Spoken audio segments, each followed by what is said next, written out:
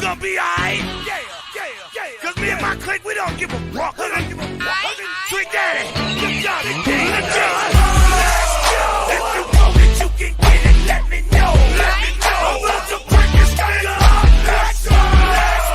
If you want it, you can get it. Let me know. I'm about to break this thing up. If you want some, come get some. What's up, ladies and gentlemen? We are here on a Saturday. That's right, Saturday. And as you look at my background, I am not at work. I'm telling you, it's been a wild few weekends. But yes, this is the FTW Future Focus. I am your host, the Mastermind Bob Rogers. We got a couple of the gang, a couple of guys is out. One is taking care of his wife, had a serious emergency. We got prayers for you, man. Going out to you. Take care of that woman and the baby, and do your thing there. Marcus is also at work. He's doing his thing. He couldn't get on, so it's gonna be us three. As you see to my left, he's from Bloomfield, Indiana. He is one of the most knowledgeable men when it comes to professional wrestling, and he has a voice that makes AJ Lee leave Tony and CM Punk. He is.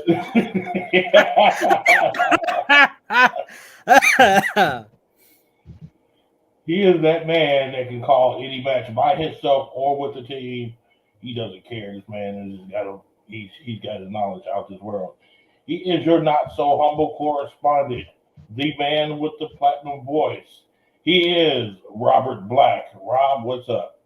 It's all right. Well, today I'm a little bit under the weather. I'm working hurt today, so I'm not going to be as bombastic as I can be. But it's a very important show, so I got to be here, as evidenced by our phantom guest.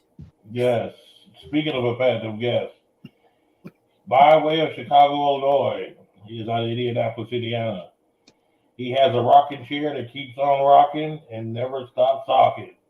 He is the man of liquor, wine, cigars, and more women, and more cigars, and more liquor, and more liquor, and more liquor. Liquor? I hardly know her. And then he had a Pepsi. Thank you for joining us on FTW Future Focus. I'll get myself on that one. Just to break the ice. He is the one and the only, the president of Motown Wrestling Group, the man that brings some of us together and we have fun during the week. If you don't have a wrestling home on Facebook, go to the Motown Wrestling Group, check it out. He is the president of that group, Tony Motown. I'm going to get AJ Lee one of these days. Alan, what's up, bro? I got the whole world in my hand, and I got AJ Lee in my lap. Thank you for joining us on FTW Future Focus. She awfully is skinny. If she's sitting in your lap and we don't see her, God dog. Hey, don't worry about what's down there. Thank you for joining us on FTW Future Focus. I didn't know we were interrupting your Bill Clinton moment, but we'll be okay. I mean, she's used to what's going on Sunday, but I didn't want to let this stop her. Thank you for joining us on FTW Future Focus. Shortest show ever. I hope she's watching. Let's get them all out now, you know. AJ Lee said I was the best in the world, if you know what I'm talking about. Wow. Okay, I'm not gonna. No, okay. All right. But I was trying to get a special interest together today, and what I want to do is it just wasn't enough time to do it in the short news of these two guys. So next week we're gonna open up with a tribute to Bray Wyatt as well. But we're going to start off the show. We had to rearrange everything. And we're going to start off the show speaking about the passing of Terry Funk and Bray Wyatt. We're going to start off with Terry Funk first because that's old school. I mean, that man has had a career. He should go first because he paved the way for a lot of people. Tony, go ahead. Go first. The Funkster, man. I remember. Now, that's the crazy part about it, because do you guys remember what year it was when he was feuding with Ric Flair? 89, 90. At that point, I've been watching wrestling for a few years. Huge Ric Flair fan.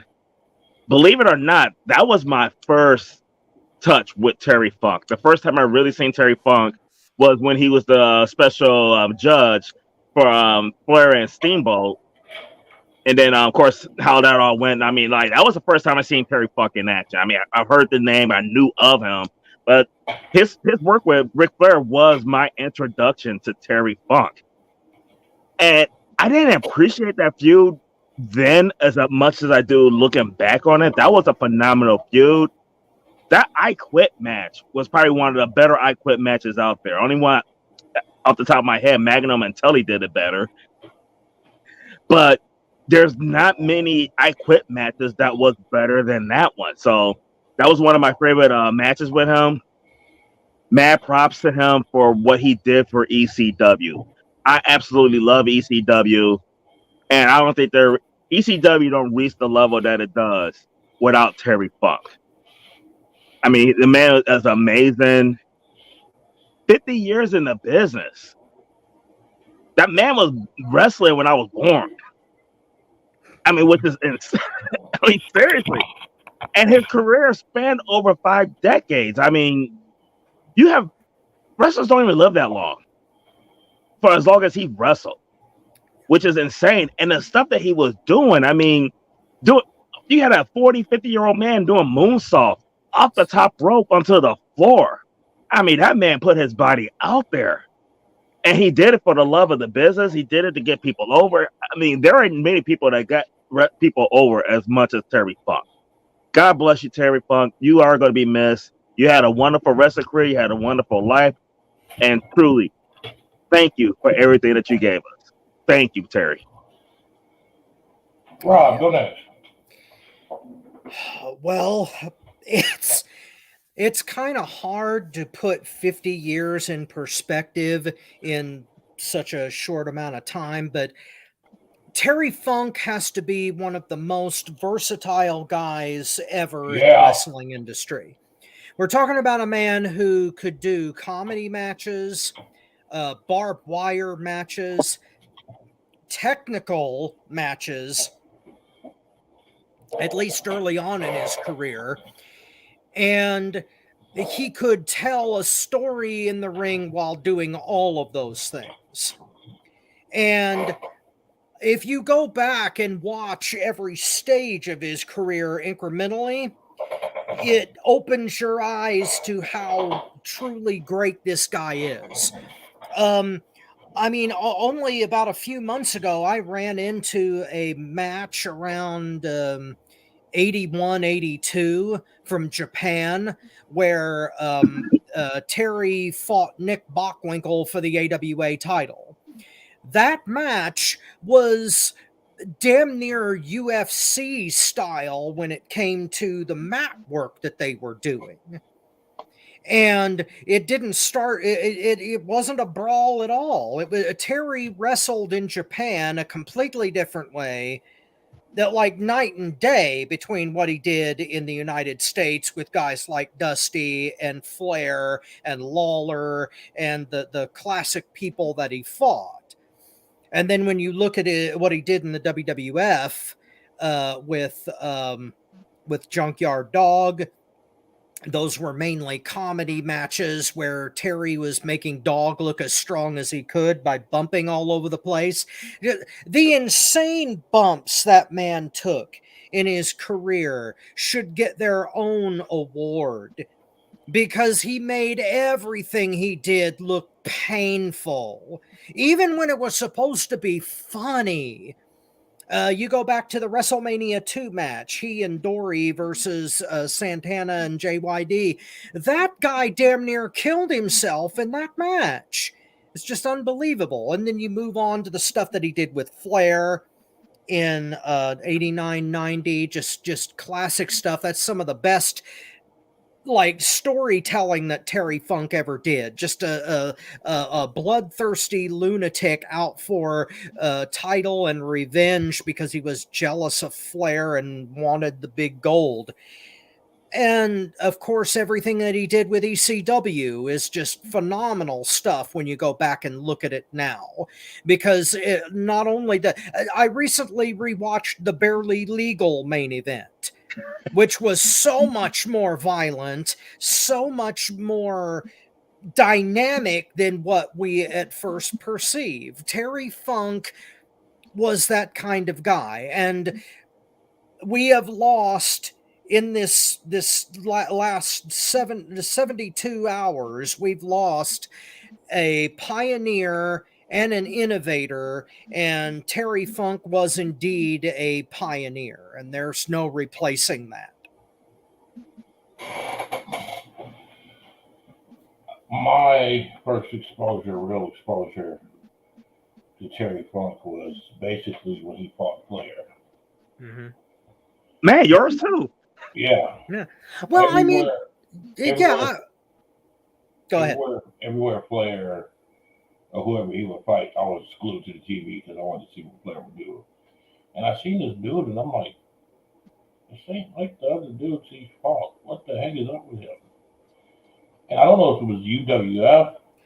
I don't know if I was watching it wasn't a Japanese show. I know that. And I know it was an American-like federation that slid off to the side. And him and Flair had an exploding an exploding ring match.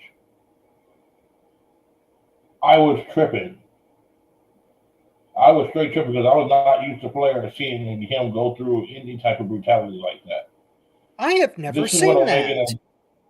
Yes, it was on TV, and it came on late night TV because of the so-called graphic. Well, it was graphic, but it was interesting. It was a trip. I was tripping on it. I'm just looking at this like, oh my god! The sparks came off when he hit a certain corner, and it was barbed wire on some of it, and it had a twist of everything in that match. They bring out weapons. Wow. And that's what really got me looking like, who the hell is this dude that's got Flair going through all this shit? I have never seen this. I want to now. Yeah. I'm telling you, I'm trying to remember. I'm pretty sure it was not a Japanese federation. I want to say it was UWF, but I could be wrong. It was a federation like that in Texas, because it happened in Texas. Mm. And I remember that. But this was years ago. I got too old and can't remember exactly when. But this was I'm just looking at this dude like he's literally putting Flair through all this stuff. This guy got to be special. Who is he? And I started learning about him. And then I didn't know what to think of him. Because here I am, city boy, Chicago, and this dude is like, redneck. I didn't know what to take him. So I really did get to appreciate him in person until ECW. And then ECW, what he did there, I seen some of the stuff, and I'm just like, okay. I remember this dude from back then, but God, dog, this dude's crazy. He's freaking lonely, He was a staple of ECW. He's a staple of a lot of the death matches that's out there right now. This is what they go by. His standard, Terry Funk, you go, Flair did a couple of the crazy ones. You got your guys that did that back then. My thing that tripped me out is that Terry Funk wasn't just a death match wrestler. No. This man was a technically sound wrestler as well. But when he did his death matches wasn't about the gore and highlighting the weapons. The way he did it, the weapons played a part in a story. So I think Flair hit him with something one time, like one of the weeks where he jumped him Terry Funk from behind. Sure enough, guess what happened? He brought that same thing right back on Flair and started whooping him. It was a story behind it. And this is what a lot of these young cats try to achieve right now. And I'm even going to say Moxley tries to attain it, but he doesn't reach it because he doesn't tell a full, complete story. And that's what Terry Funk did. He knew how to reach people. And that's the main thing to being a pro wrestler. You have to reach the people.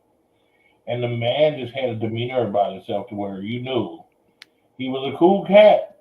You could probably work with him. You could probably wrestle with him. You could probably drink a couple of beers with him. But if you pissed that dude off, he was going to whoop your ass, or both of your ass was getting whooped. It wasn't going to be he was going to get his ass whooped. It was either both of your asses going to get whooped or you going to get your ass whooped. It's going to be either one of them two. He ain't taking no losses. It's going to be ties and wins. Funk, I got a lot of respect for it because this man did innovate a whole genre of wrestling, even though I think the new guys are taking it wrong in how they're doing it. He still birthed the spirit of it to give us more variety. Anybody that can change the game like that, I got to take my hat off to, show my ball spot and say, hey, dude, you are the man. I mean, Terry Funk, he's the man. He's going to be sorely missed right now because, he's a staple. He was a living legend, as they say, and an icon. Yes, definitely. Yeah, that word is overused, and it applies in this case. Terry Funk is definitely an icon. It's only two people I would say that deserve it. Well, actually three that I think that deserves that stature of icon. That's Terry Funk. That's Ric Flair. And that's Sting. Really? Oh, okay. Yeah. Because Sting built that into his But I also think he carried on, and he was the bridge from one generation to the other when it comes to professional wrestling. You got to understand at that time, a lot of them was either older or younger, but nobody really mixed the two until it came to Sting. Everybody loved Sting. All the dudes wanted to be Sting, and all the women didn't wanted to be with him. Yes, it was. He had that blonde hair. I'm not talking about the dark Sting right now with the crow face.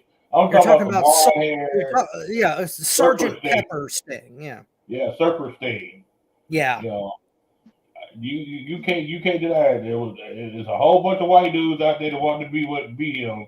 There was a whole bunch of women, no matter what race they was, that wanted to be with him. Sting was the man. Yeah. Sting changed the game, and that's why he's an icon. But Terry Funk did it in a different way. He did it with ring performance.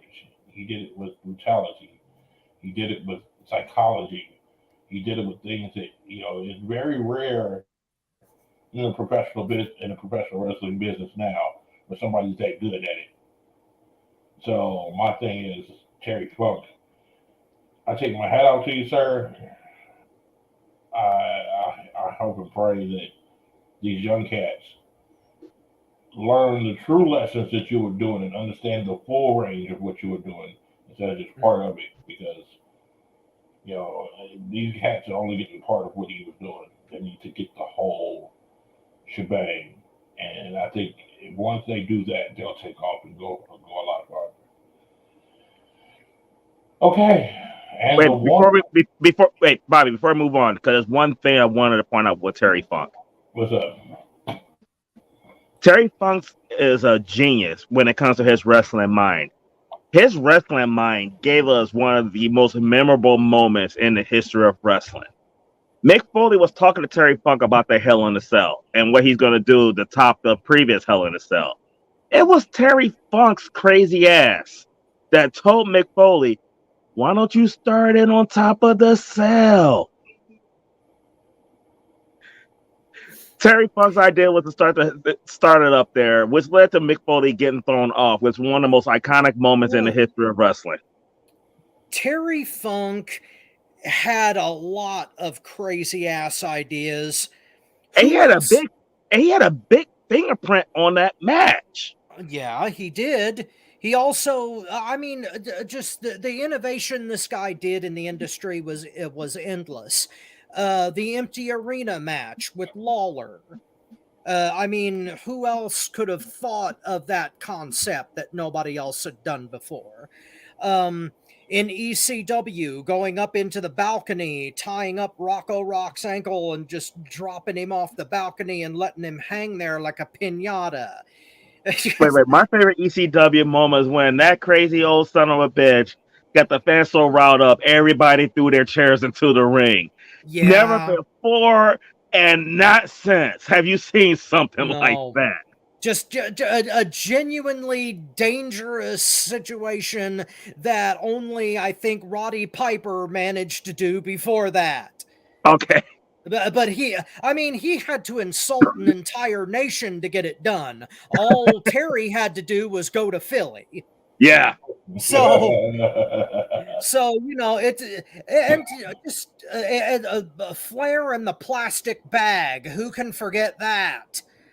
Just all kinds of unhinged things that Funk did just to get a rise out of people. It is unbelievable how innovative he was in the area of getting heat. Nobody could do it better, because I mean, he was a very pleasant guy to be around, apparently. Oh, Mick Foley said that. He's like one of the nicest guys you'll ever meet. Yeah, he's like your favorite grandpa, but then when you put him inside the ring, he becomes a complete psychopath. And the promos, my God, you thought this guy was unhinged from the very second that he came on screen. You know what I just started thinking about? What's that? You know what local guy here reminds me of Terry Funk? Well, there's a couple that come to mind, but tell me who you're thinking of. The late Don Basher. Yes, indeed, another cowboy, as Cody would put it. Yeah. Especially when he was younger. The first time that I ever saw Basher was in '94 in Bloomington, and he went. He fought Cactus Jack. Hell of a match. I remember he was telling us the story on that. At first, I thought he was pulling my leg, because Basher's known to pull people's legs. Mm-hmm. So I thought when he was telling the story, he was pulling my leg. I'm like, yeah, right, Basher, okay. And then I started hearing from other people, oh, that's true. I'm like, what the hell, for real? He fought Cactus Jack? Yeah. Holy I shit. was there. I was there. Yeah. All right. Let's get to the next one. Mm-hmm. And this is the most shocking one. Bray Wyatt from WWE Past.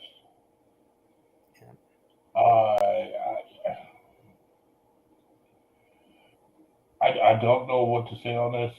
Honestly, I gotta get my head together and get something to drink. Tony started off and go to be named Rob. You go next. I'll be right. All right. Okay, Tony, go ahead and give your machinations on the late Bray Wyatt. Man, we've been watching wrestling for like 30, 40 years each, if not more. Yep. 35 for me. I'm over 40. We have, and I mentioned in years, because in the time that we have watched wrestling, we have lost a lot of wrestlers. I mean, so many times we have sat up and like, man, I can't believe that wrestler's gone so soon. I teared up.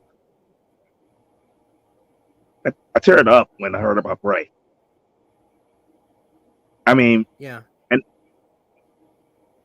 there's only two other wrestlers I can remember tearing up over. Macho Man. I was actually crying on Macho Man. Yeah. Road Warrior Hawk hurt me too. Bray Wyatt I always liked.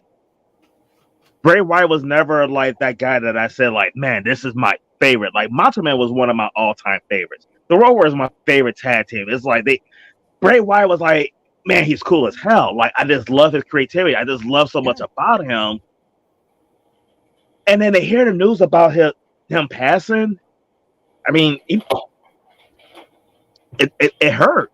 Yeah. At first, And I thought it was a joke. I know. thought I was that hoping since it was a Terry hoax. was But gone, yeah, I I was was hoping hoping it was a hoax. I was hoping it was. Yeah. And then the thing that really hurt with Bray,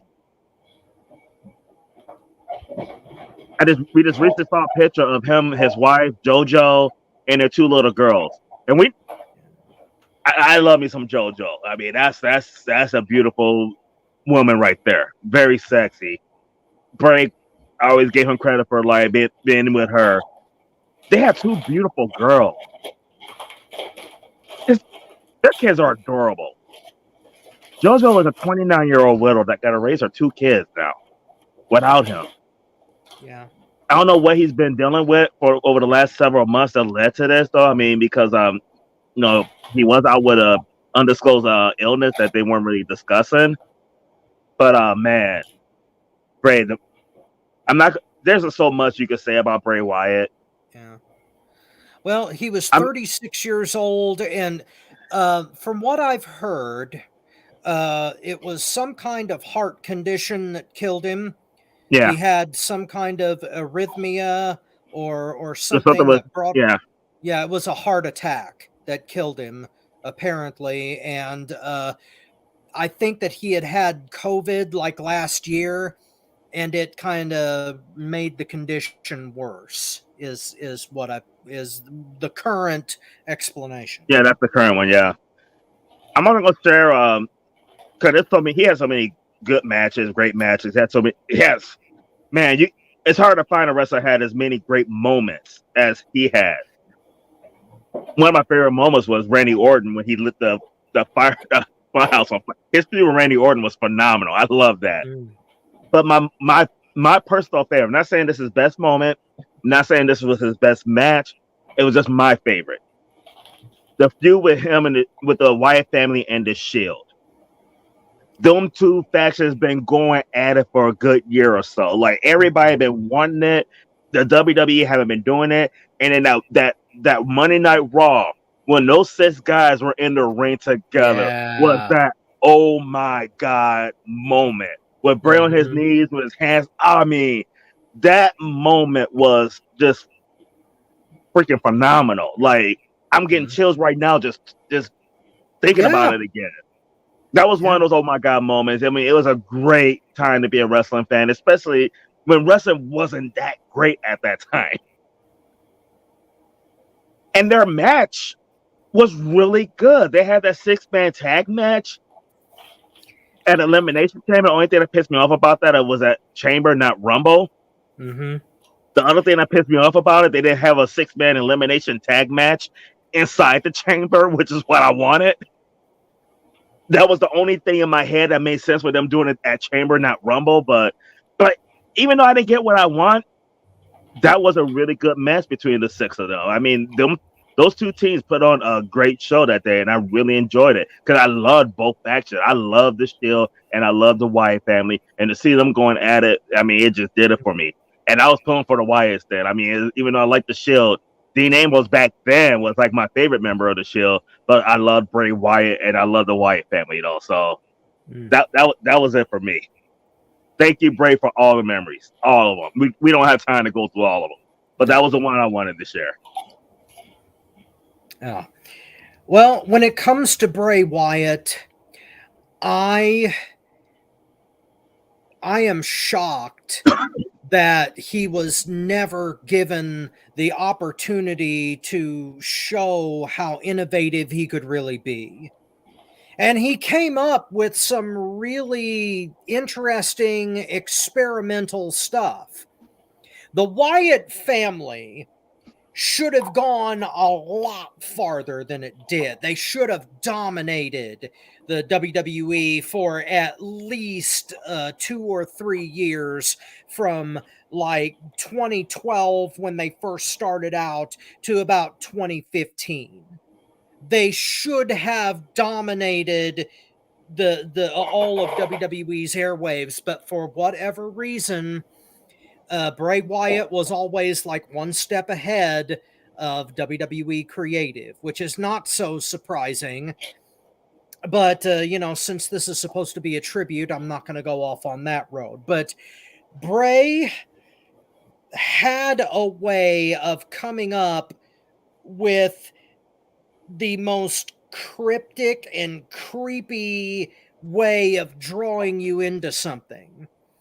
And for some reason, it never got paid off properly when he did it, which is what I was just talking about. But everything that he tried to do put you farther inside the man's mind, especially when it came to the Firefly Funhouse and the Fiend. Oh man, that was just such good innovative stuff, especially the entrance. Every time that the Fiend or Bray Wyatt came to the ring, you were completely invested in everything that he was doing. And we were just talking about Terry Funk knowing how to captivate an audience. Well, in the early 2010s, early to mid 2010s, that was Bray Wyatt. He figured out how to jive and pull and just yank the crowd into what he was trying to do. Even if it didn't pay off, in the end, we knew that it was something special. And the matches, Bray Wyatt is not given enough credit for what he was able to do in the ring. The upside down exorcist crawl. Yeah. I've never seen anybody else do that.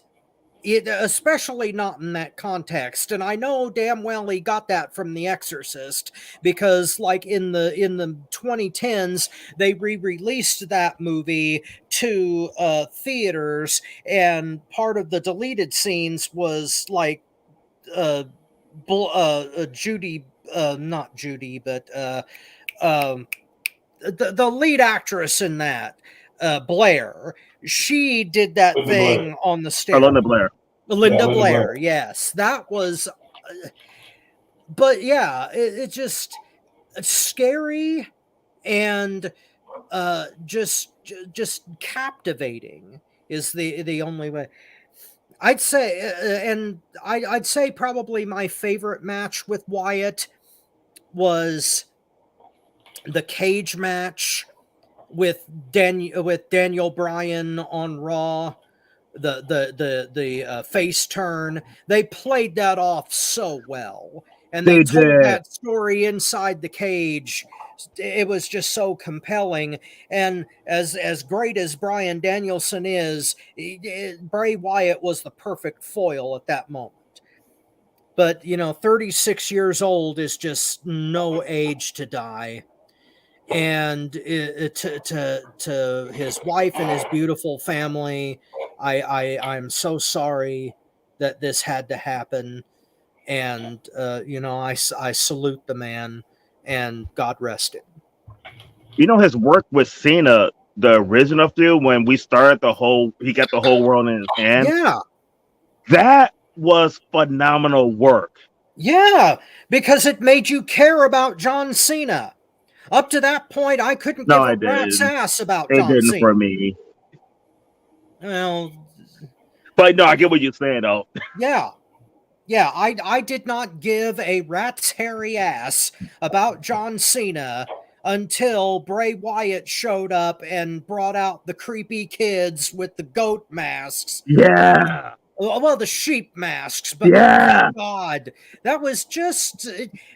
The guy was a fan of horror movies, and film in general, and he brought all of that to a stage. And I know that I complain about sports entertainment, but if you're going to do sports entertainment, do it like that. Yeah. But yes, God rest his soul, and he will be missed, especially the innovative things and the ideas that he had. Bobby, if you're ready. I'm ready. Because you got a nice... I got some things I'm going to say that's going to probably shock the world here. Yeah, like I don't do it any other time. But listen, Bray Wyatt was a genius. Bray Wyatt had a creative mind that was beyond any creative team you could have got out of Hollywood. He was a Steven Spielberg. He was a Wes Craven.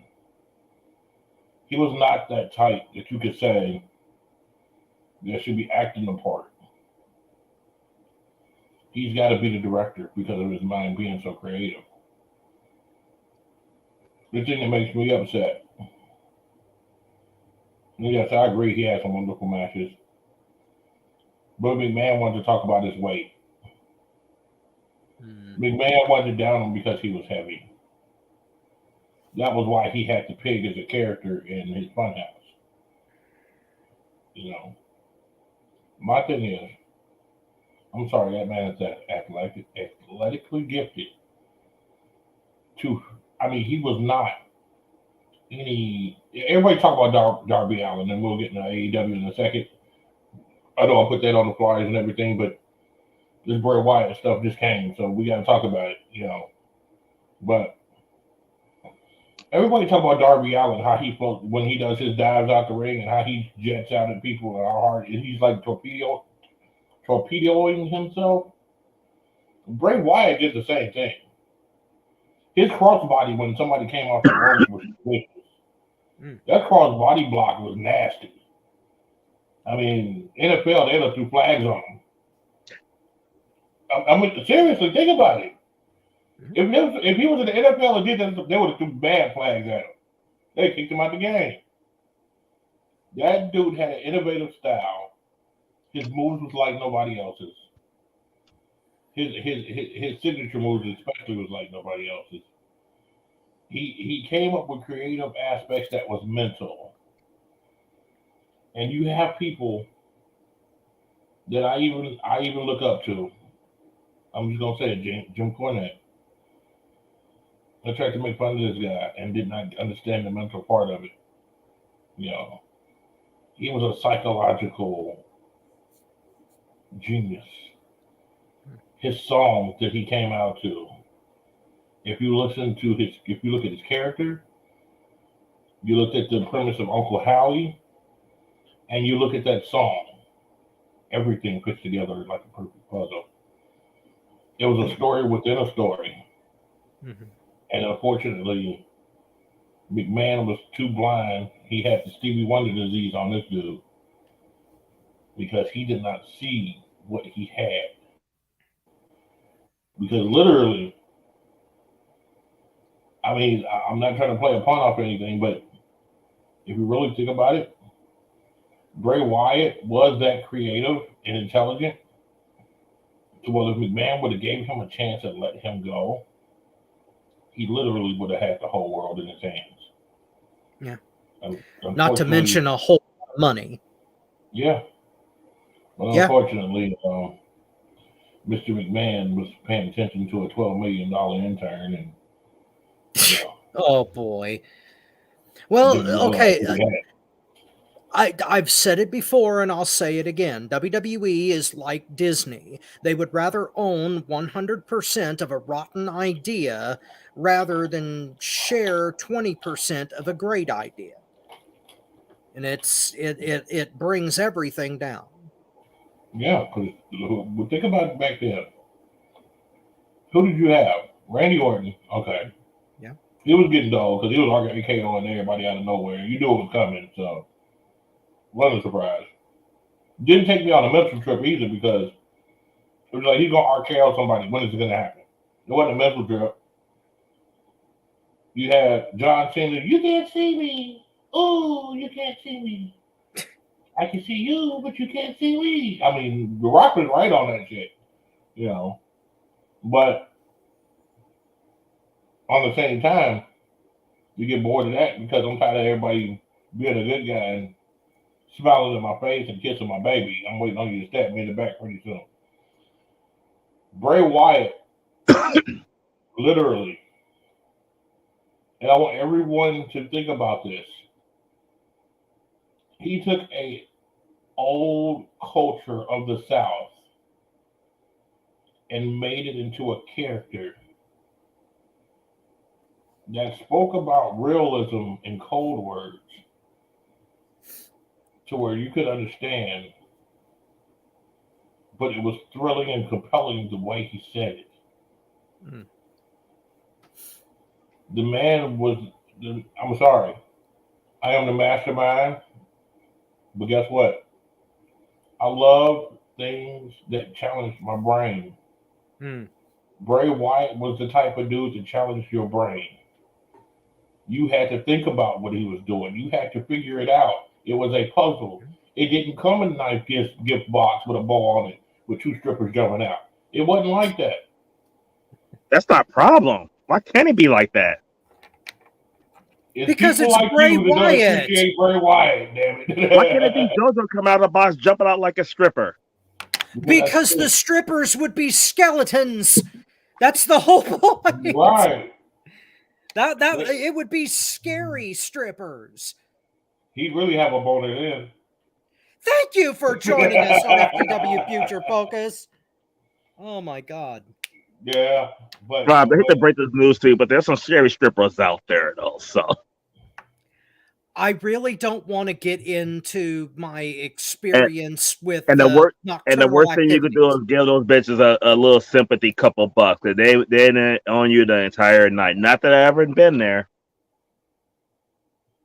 Thank you for joining us on FTW Future Focus. Okay, we gonna leave that alone, but let me finish up my saying. Okay, go ahead, Bobby.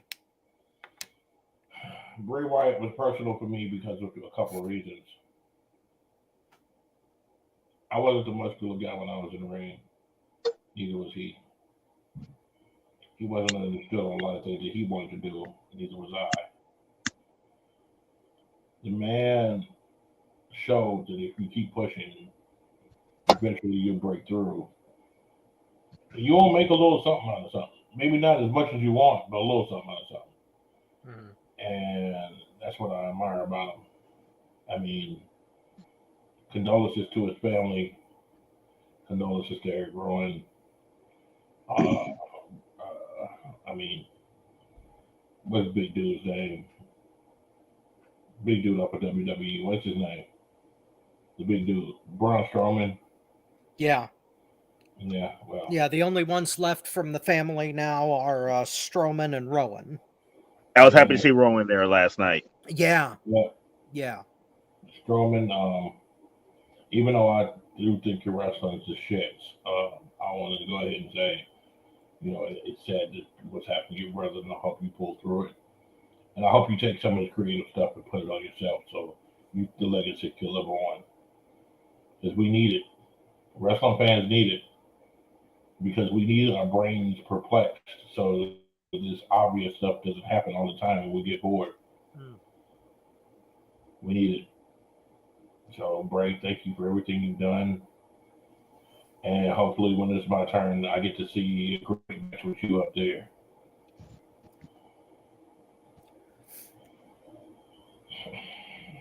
All right. We're going to skip Jericho, Osprey, and Cool. Mm-hmm. I don't want to talk about that right now because all this is going on. Let's go to the next subject on here, which is Christian's promo against Nick Wayne.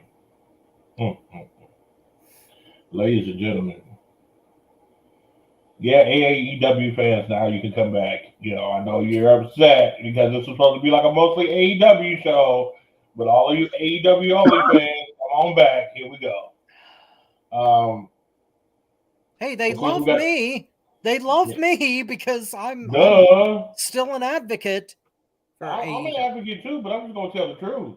Well, of course, we're not going to pull punches on here. No, I'm not. If something sucks, we're going to say it. Yes. And most of this shit sucks now, except this. Christian Cage laid it on Nick Wayne. I mean, he laid it on him. I have not seen a promo like this in a while. Well, of course, what's his name? AR Fox pissed everybody off with at AEW. I wonder if you say CM Punk's good. Because that's probably how he pissed all of them off. But anyway, I can't believe that they basically threw AR Fox out of the group. They just said get rid of him. Didn't give him a chance, nothing. Gone about your business. And when they threw him out the group, a new person is going to take his place in a coffin match, which is Christian Cage. The TNT champion, Christian. Yeah. And then he walks out and says, well, Nick Quain is glad to meet you. I've heard a lot about you. There's one thing I've heard about you, and that's your father is dead. Oh. He did went on to say he's been all over. He understands that his dad was a professional wrestler, and he's been all around the world, and he's never heard of him. So he must be a piece of shit and can't wrestle. So then oh my God. Then oh, this is so funny. I'm sorry. I gotta laugh because this dude went in on him. He went ham. He said,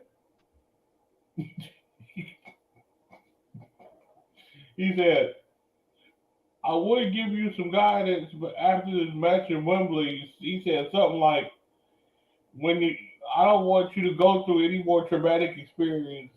Seeing somebody get closed into a coffin like your dad did. Oh. What an unbelievable bastard. Oh. Whoa. Nick lost his dad, Rob. There's no reason to insult a man like that. No. I'm talking about God. Christian Cage. Christian Cage is off the charts. He is. As a matter of fact, anyone who would call security on his own daughter just because she wanted to hold that belt, that was disgusting. I wanted to kick his ass.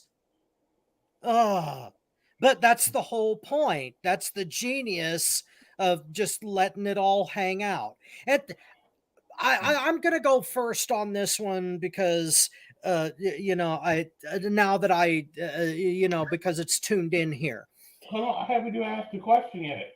Oh, well, go ahead. We were talking about Bray Wyatt and Yeah. how it was a missed opportunity with him when it comes to Vince McMahon.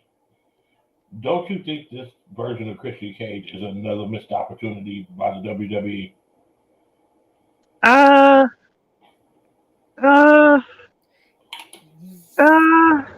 Yes. Yes Go and ahead. no. Go ahead, Motown. Yes and no. I wish we had this version in WWE, without a doubt. I was not a huge Christian Cage fan at all until he cut a similar promo like that on Jungle Bitch with his daddy.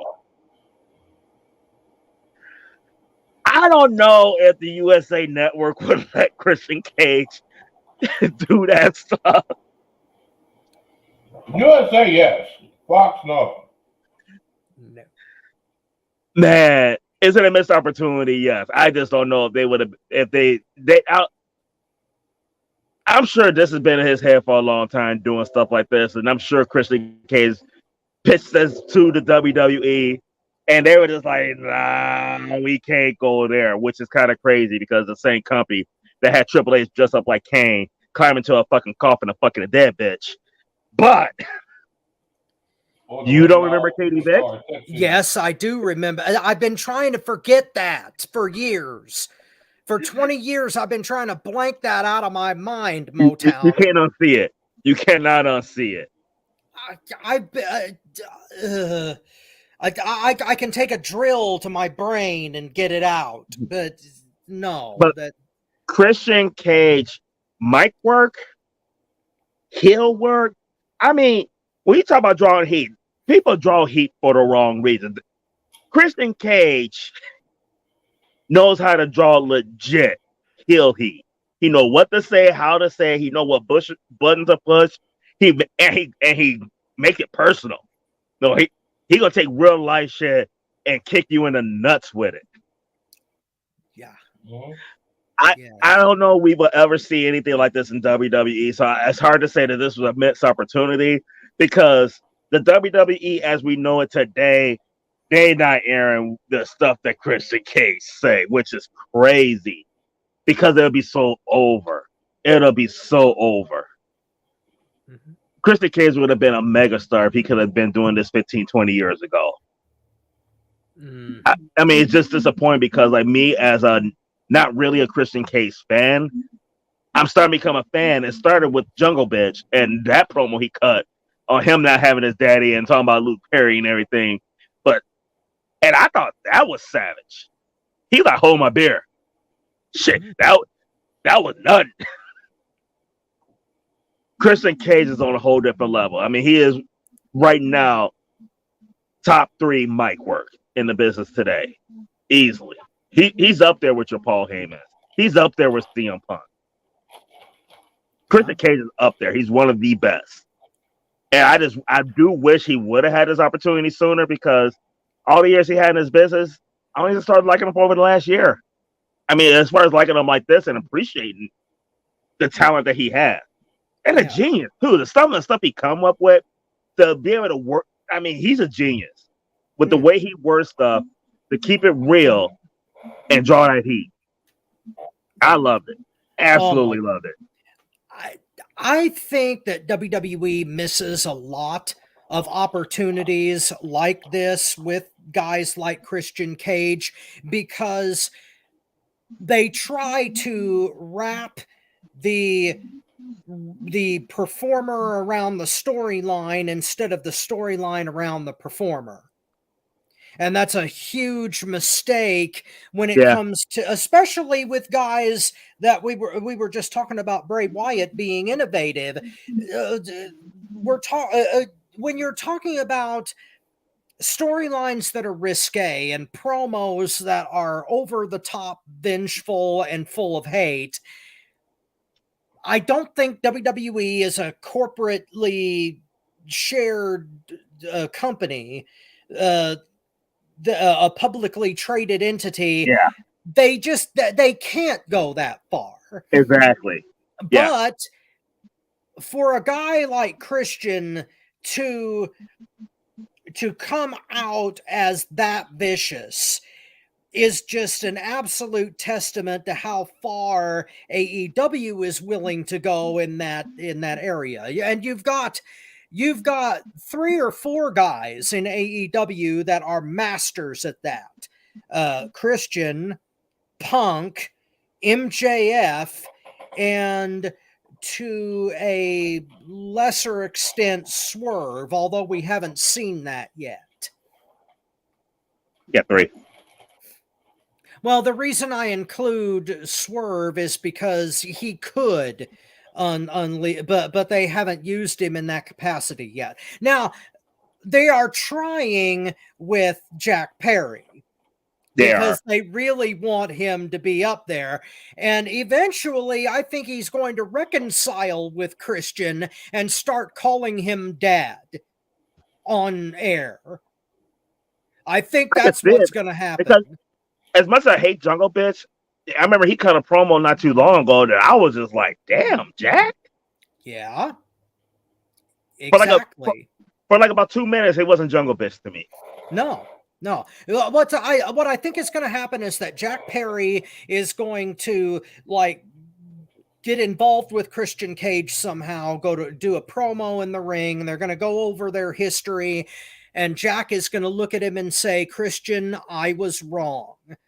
You are better than my father. You are my father. Please forgive me. And the heat will be nuclear. People are going to want to scalp their heads. Oh my God. But the point is, if Jack Perry sell out his daddy for Christian, Yeah. I might stop calling him Jungle Bitch. Yeah, you see, you can see it coming. But my point is that yes, Christian is a missed opportunity that WWE could have easily exploited if they had let him go this far, but they just can't. No, they can't though. No, they They can't. can't. Bobby? I'm trying to figure out why you said that they can't. Because they're a publicly traded company. If they go that far, then they're going to have like shareholders that Shareholders gonna have a fit. Yeah. Okay, I mean, but USA might let them get away with it, but that's you what know, I'm saying. USA would let them get away with it. Fox wouldn't. no. And I'm sorry. Half the people that I see that's on this board for WWE, they probably say the same shit at home. I mean, I'm just being 100%. You know, I mean, I honestly think that they could have did it. They could have got away with it if they would have sat down with their board members and said, "Listen, we have this guy. He is a talent who can do this, that, and it has already been our tag team champion. Has already had history with us to show that he's a loyal guy with WWE. But we need to repackage him so he's not the same guy that he was in that tag team. This is what we need to do. And let those board members get it first. Let's do a couple of small test runs and let them see it for themselves. They're going to see money. They're not going to care about nothing else. And they're going to let them do it. They're not, because what you're saying, I'm sure they have done in the past with other stuff they had a problem with that they had scrapped. No, US. I'm not talking about Fox. Yeah, the shareholders. I'm talking about USA. Well, now because there's this is the thing. You got to remember. The shareholders can be all anti-pantsy as they want to, right? Mm-hmm. But they want their stock to be worth more than what they bought it for. So when they sell it, they can get a profit. If USA is showing that we are down with this, and it will increase revenue for you. Of course, they won't say take McMahon because McMahon's too invested. But USA, hold on. They putting it. Wait a minute. Hold on. This is a reputable company that's saying if they do this, it's going to be fine. You know what? I'm going to go ahead and let them do it because I want my stock to increase. Here's the reason why I don't think that would have happened, and here's the reason why I don't think they would, even with the money they're looking at. We went from Attitude Era to Ruthless to PG. I mean, it steadily got worse. They steadily watered it down. They know the money they could have made pushing the envelope. They made it, and they still said no. But this is the problem. Who did you have as a grand example to do that, though? Nobody. Except Christian Cage. And he could be that one exception that you let go to do this, just like if they hired MJF right now. Everybody said, oh, it ain't going to work at WWE. Shit. No. Oh, yes, absolutely it would. Not. Oh, yes, it would.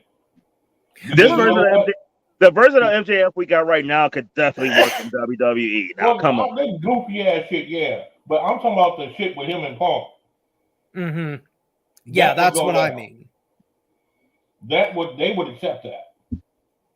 Because they said it's already been a proven moneymaker. Get him and LA Knight to go against each other. Well, there's also another factor. Well, there's also another factor here, Bobby. You also have to take in the Endeavor merger, and that the ink on that is going to dry next month. And when that happens, they have to deal with not only their own shareholders but a parent company. That makes my point even more. Look at this, the fucking UFC. That's not ballet. They don't go around pussyfooting their cousins their own shows. So Endeavor ain't gonna stop nothing. Endeavor's gonna be the main one, be like, yeah, do it. I mean, I haven't seen UFC, but I never known to cut promos like Christian. Man, you ain't heard McGregor or that other dude that liked Trump. That dude that liked Trump, he should have got his butt whooped on the interview stage plenty of times. I forgot his name that used to be in UFC.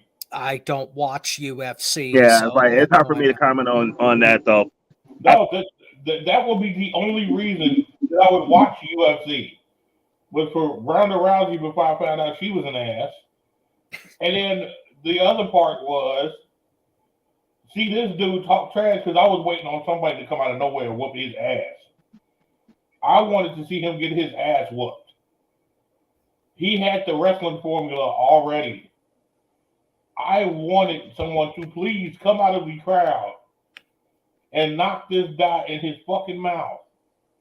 That he was talking mad shit about everything. If you got the Endeavor's going to be right along with it. I'm sorry. I think if MJF does go to WWE, and I know Rob is going to break your heart, but it's a good chance it could happen. If MJF doesn't go to WWE, WWE would still keep him the same way. But he still will be a little. I'm not saying he's going to be completely like he's in AEW. He'll be just a bit watered down, just a bit. But there ain't no MJF like there is in AEW. There's not. Actually, he's watered down in AEW. There ain't no MJF like he was in Independence. Well, hell, there's nobody like they are in the Independents. They couldn't. I mean, some of the stuff that they did on the Independents wouldn't even make it on TV. I mean, look at what Joey Ryan was doing. Yeah, and he was at the first All In. Look what and Gigi Dolan did. There is no way in hell that Rest in Penis would have gotten on television. There's no What about way. when Gigi Dolan, when she Priscilla Carolee pulled a tampon out during the match? The bloody tampon. I realize that there are exceptions to every rule, but I'm sorry, Joey Ryan was not made for TV. Joey Ryan was made for like adult Vegas shows. He was made for Impact TV. I don't even know. Granted, that was a televised indies though, so. But hold on. Well, I mean, hold on, wait. We don't know how big of an impact he would have made. We would have had to ask one of them chicks. Just saying. That went over your head, so I'll leave that alone. But no, Joey Ryan is a good example. But I'm sorry, what's his name? MJF. It is okay, Bobby. It is entirely possible that MJF could sign with WWE either in the near future or in a couple of years, depending on whatever contract extension he has with Tony Khan. But I have absolutely no confidence, as you know, in WWE creative. As I've said before, they could screw up a cup of coffee. So to have a gold mine like MJF and to do the logical thing and put him with Cody and make the money that they would logically make with that pairing, I think WWE would drop the ball. Not only would they drop the ball, they would trip over the ball, break their arm, and cry to their mama. Wow. Okay. I think I'll take that and run with it. But the good thing is, though, when they drop the MJF ball, he's going to get paid. Well, of course he's going to get paid. That's MJF's mission in life. That guy is, I mean, he loves his craft, obviously, but he knows what he's worth. He's going to get top dollar, whatever the hell he does. Even if he stops wrestling and goes to Hollywood, which he's alluded to before.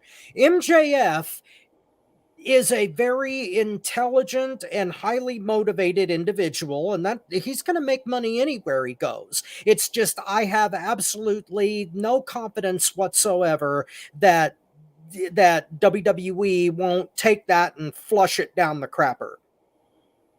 The thing is, if he wants to get to Hollywood, he's going to go to WWE first. Probably so. Because that's why Cody went back. Not just the money, though, but that Cody wants to be in Hollywood. Well, whatever Cody wants, I am not very confident that he's going to get it, especially after next month.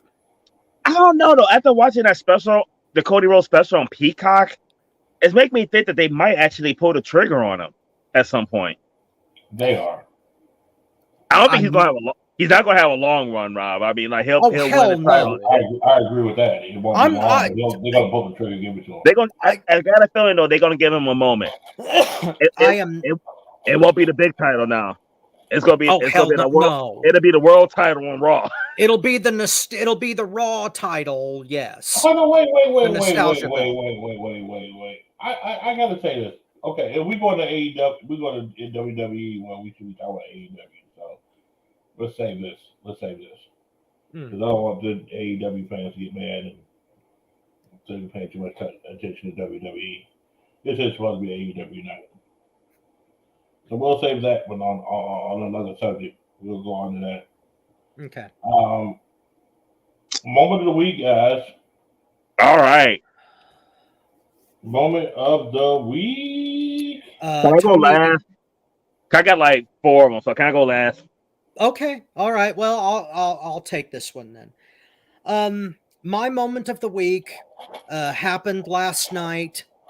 The Fireflies singing "We've Got the Whole World in His Hands." That was probably the sweetest moment of the night, and it made me tear up because it was the sweetest moment of a phenomenal night. It was a good SmackDown from start to finish.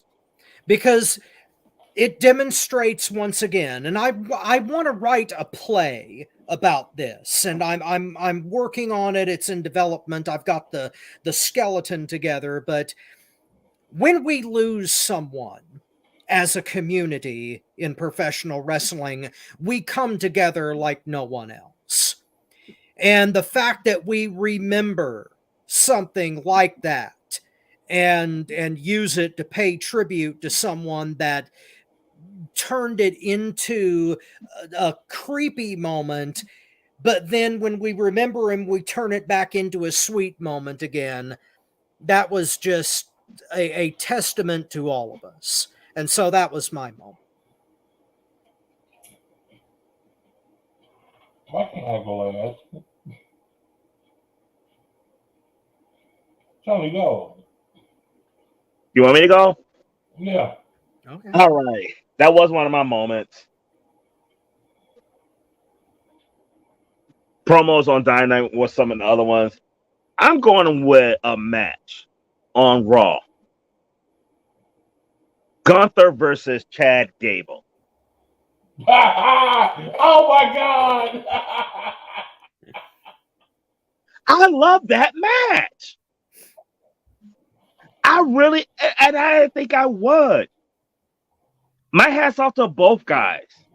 Because when they booked it, I just like, everybody talk about how great Gable is. Gable is good. It's just smaller. So when they booked it, I didn't think that match would be believable. The way they did that was phenomenal. Like, Gable looked good without Gunther looking weak. Gunther looked good against a smaller. I mean, them two actually, it seemed like they had good chemistry. And to the best of my knowledge, this is the first time they wrestled each other. Mm-hmm. And I don't like when they always do rematches. I don't like them repeating the same shit over and over again. When they fight again, it should be at a pay-per-view. And sign me up, I'm there. I love that match. That was my favorite match in a while. And I was really, really impressed. I was impressed with both guys. I'm a huge Walter fan. Phenomenal talent. I just love the way he worked with Gable. And Gable, though, impressed the hell out of me. He really did, because it wasn't nothing unbelievable. You know, David and Goliath, sometimes you said, like, man, that should have never happened. There was none of that in this match. Everything was believable. So that was my moment of the week, besides the Fireflies. Well, see, I'm the type, I don't mind my stuff getting taken.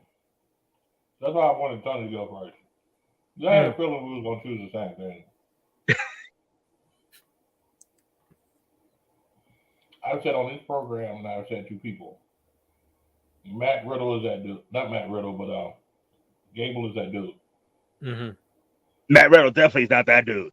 No, definitely not that But dude. he's basically got giraffe flying at his ass. No. But Chad Gable is that dude.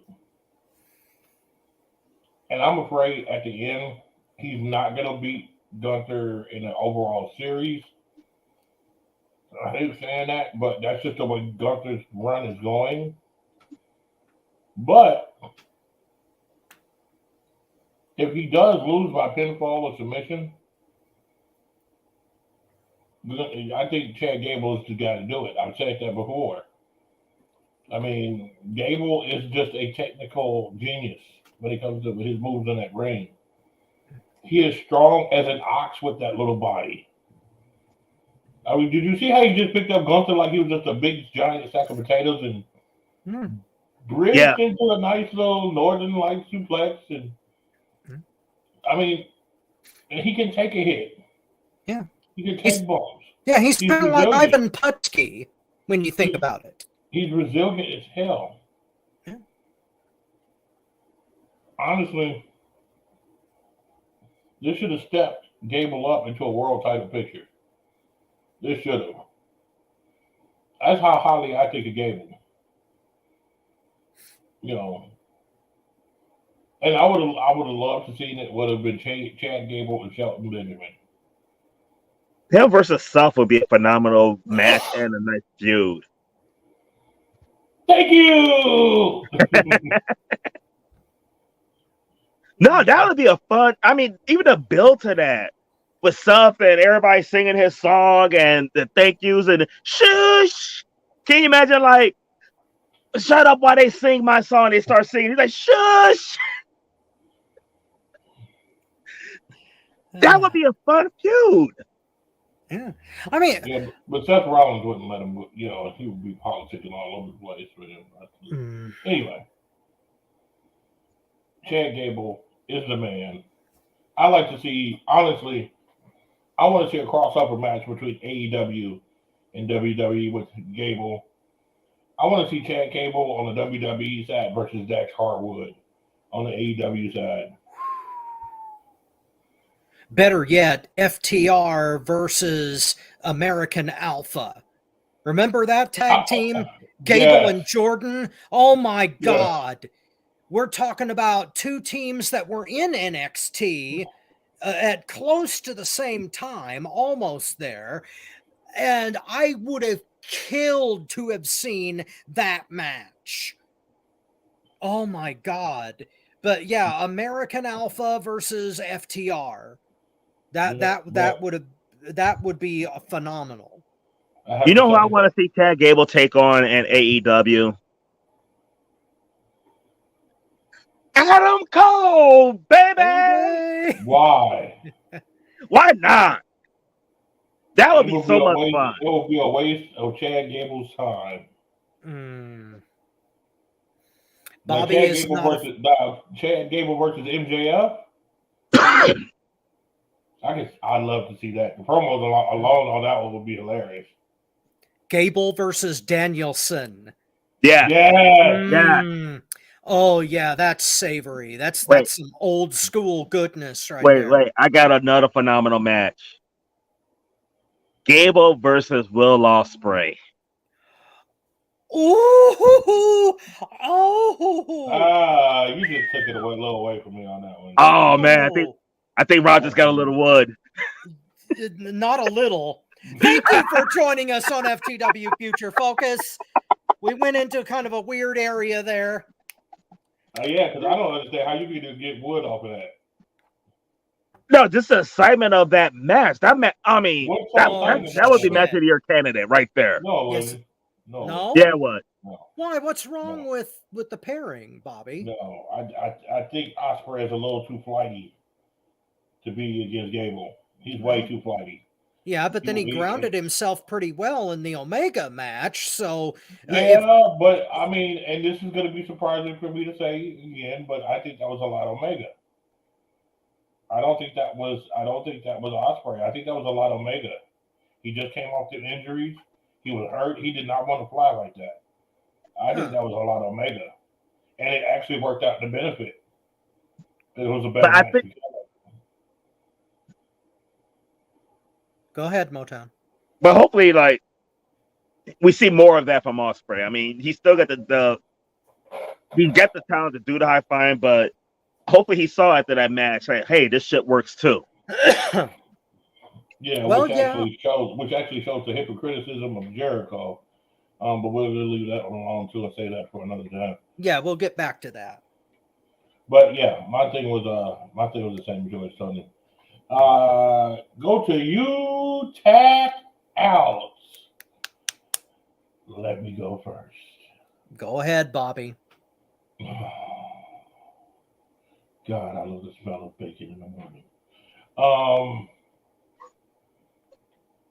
There are a lot that I could choose from this week. There are a lot. But I think we'll have to go with Dynamite. The whole show? Yes. I was not happy with that show at all. I enjoyed that show till the end. I did not like it. And I don't know. Maybe I'm just getting old. Maybe my bald spot is showing.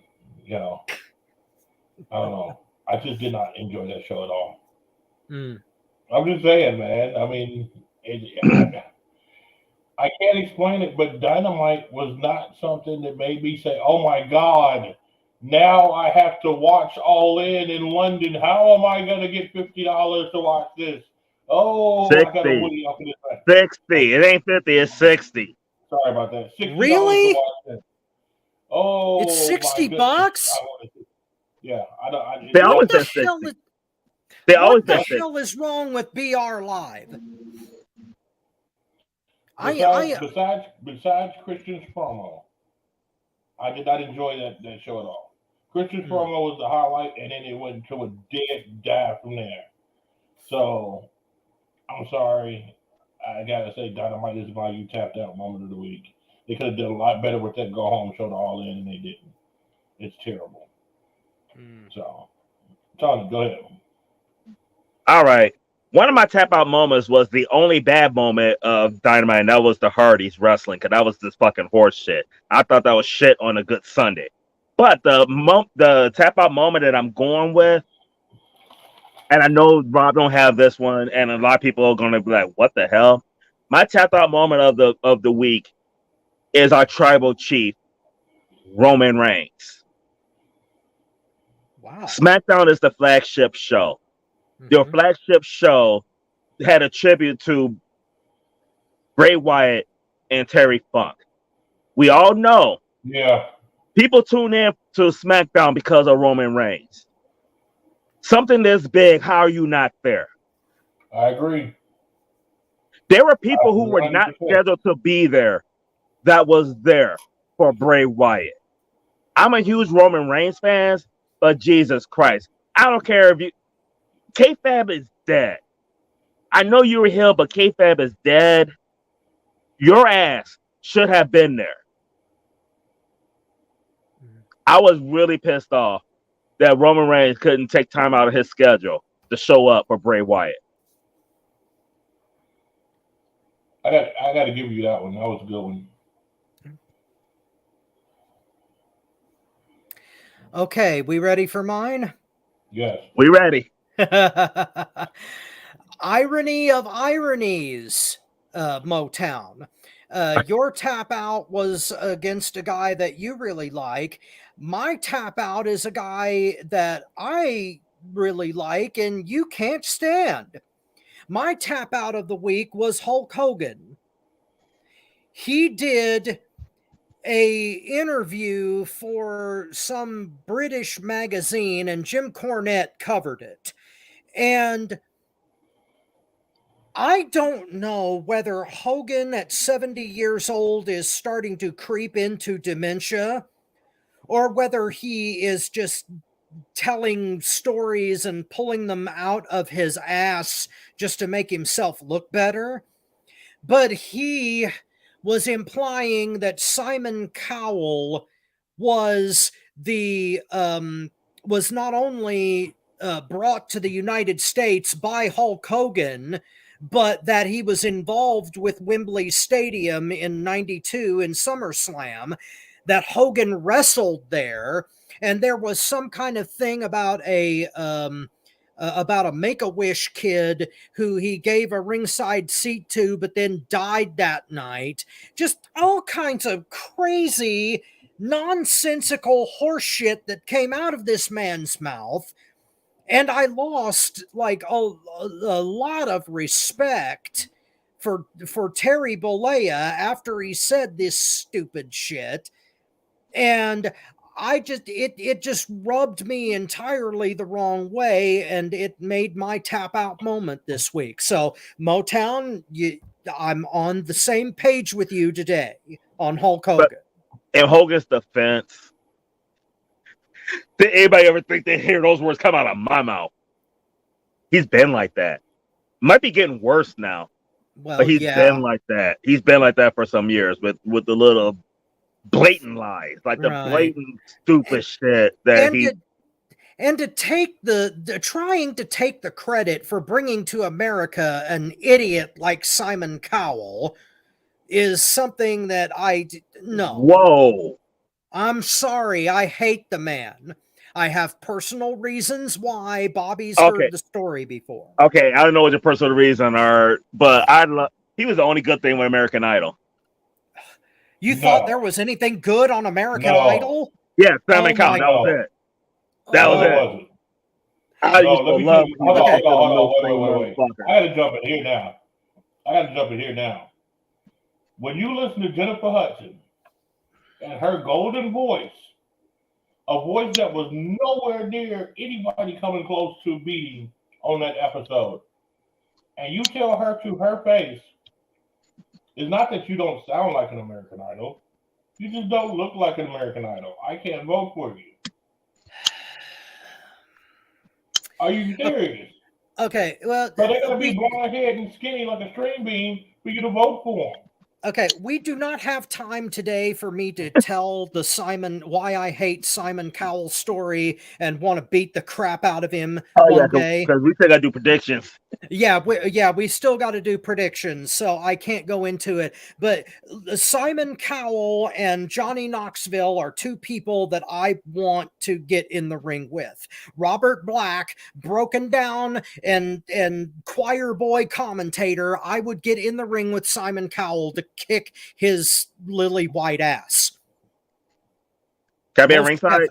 I'll be a manager. Of course. But let's move on though, because I'm getting a headache now. And I'm gonna tell you straight up, I got front seat to that, bro. Oh man. Listen. One day I will tell that story on air, but not today. That might be a special that we might do to just do a little cut insert.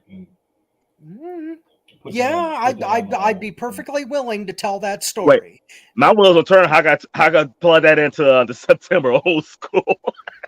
We'll get there. But Bobby, I guess we're going to do the All In predictions next.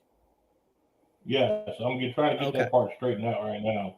No, that's okay. Because the actual format yes, was for some reason the computer went off and it erased it. So I'm kind of doing it over again right now. Oh, we're having equipment issues on the Future Focus. That's never happened before. Yeah, I never had equipment issues. Because just like HBK, I can go all night. Thank you for joining us on FTW Future Focus. Oh, good Lord. I don't know. We're going to be focusing after that. Certainly not Shawn Michaels. Not happening. Now you want to talk about somebody that could piss people off to no end? Like Shawn Michaels could start riots. And it wasn't necessarily because he was innovative. It was because he was genuinely an ass. I'm going to say like Shawn Michaels. I loved HBK. I mean, I was an HBK fan. I love the shit that he did back then. But yeah, he was drawing heat just being him. Yeah, absolutely. Like they said, Terry Funk was the nicest guy off camera, and he flipped that switch when he was out there. Shawn Michaels didn't have a switch. Well, no, it was the opposite direction. When he went out into the ring, he was like the handsome stand-up baby face, at least for at least for a certain part of his career. Until he threw Marty Jannetty through the glass. Before that. And when he had his first title run, which people got a lot of inspiration out of, but all of that was horseshit. When he got backstage, he turned into a complete 100%. I wasn't a fan of his first babyface title run because I love Ric Flair because he's real. He's him. I love when you're you. Like with Hulk Hogan, I hate that little bitch. I wasn't pissed on that motherfucker. He was on fire. But I kind of like Hollywood because that was Hogan. He was being him. Well, I agree that it does help when the on-screen persona is similar to. That's why Lex Luger, the American hero, when they had the Lex buzz, that's why that shit didn't work. That wasn't him. No. Well, see, we never really figured out who Lex Luger was besides. But we know what he wasn't. A wrestler. Well, now wait a minute. There were times in Luger's career that he was pretty innovative, and he could move. Yeah, when he wrestled Ric Flair, and Ric Flair coached him through the whole thing. Well, yeah, exactly. He was in there with some of the best, though. He did that. He did that with Pillman. He did that with Steamboat. Barry Windham, Michael Hayes. But yeah, let's need a lead. Like Luger benefited from good opponents. Yes. Yeah. I agree. Unfortunately, Karma got his ass though. Well, yeah. I mean, it's really. I haven't the slightest idea how any of that happened, but yeah, Luger. It's weird that he was with Elizabeth when she died, and it was weird that she was with him in the first place. So I really can't comment. That whole dynamic killed her. Like this being together. I mean, and based off a lot of the wrestlers, like they knew Liz didn't have much time when them two were together. But I can't. I have a lot of cognitive dissonance in my brain about Miss Elizabeth being a drug addict. Because she had such a sweet persona. No. Randy Savage is a genius. Elizabeth always had that in her. I think that's part of, and I'm being dead ass serious. I ain't being Motown funny. I think Savage knew that like that was in her, that she's easily given to peer pressure or whatever, can easily get into trouble unsupervised, and I think that's why he kept the biz locked up. You're saying that she was naive. Very naive. Yep. And that, I mean, and I'm not, because soon as she got away from Savage, it was free to do her own thing, and that's when she went out of control. Well, she also had a sheltered life before that. She was a Kentucky country girl when she first met him. So it's kind of a weird. It's hard for me to wrap my mind around the image of Miss Elizabeth. That's because that's that squeaky. I mean, she was as clean get. There was no woman in wrestling as clean as Elizabeth. Yeah, the girl next door thing. No, I mean, she's the one you don't wrap it up when you with her. That's how clean she is. Thank you for joining us on FTW Future Focus. Bobby, you were saying Hold something. on. Can I say? I Miss Elizabeth. I'm sorry. This is gonna sound hard for me to say, but I don't think she was as innocent as what people think. I think she was a freak behind the door. I mean, Which is why Randy kept her locked up. Right, exactly. I don't think she was innocent in a lot of shit. I think she knew what the fuck was going on. You know, so She was a good actress. I'm not Remember, oh yeah, remember we she's thought a that them country two were girl, madly a in rich love when they country got married girl. on TV, and them two hated each other. Right. By that She's point, the country Yeah, girl. at that point, The rich when country girl. they got married, when they were getting a divorce. Hold on. What do rich country girls do? They fake their shit just to get the money and they're gone. It's just a natural occurrence. It's been going on throughout the time. We know this. I mean, we're supposed to be talking about the AEW though, but I mean, we know this about Miss Elizabeth. We just know. But let me go ahead and let's get this AEW part started. Okay, cool. Predictions. All In Wembley. Half in. Wembley. And I want to bring a question up before we get started on this. Mm-hmm. Because I talked about it with Tony earlier. And Rob, I'm going to start with you because me and Tony already kind of started talking about it. Mm. But how can I put this? Because I don't want to piss off a lot of the AEW fans out there, but I just got to put it out there. Don't it seem like? I mean, I'm going to just tell my personal feelings, and then you can tell me if I'm crazy or not. But this is the first pay-per-view in a while where, as a whole, I have not been excited about. I am not excited about this pay-per-view. I am not excited about All In. I am not wanting to watch this. The other All Ins I wanted to watch. This one, which ironically is breaking sales records. They can sell 86,000 tickets, but I'm not fucking interested in it. I don't feel the build-up. I don't feel that it was any type of investment put in this. I don't feel that there was any thought put into this card. These are just random matches happening that you can see on Dynamite or Rampage. I'm not going to say Collision because they have meaning to their matches.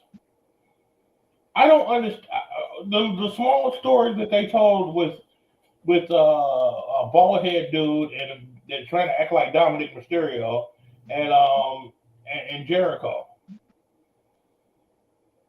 I mean, that was the dumbest thing. We want you to join our club. Okay, but you're gonna have a picture on stage with someone holding his head. How stupid of a heel you must be. I don't care if it's Bobby the Brain Heenan.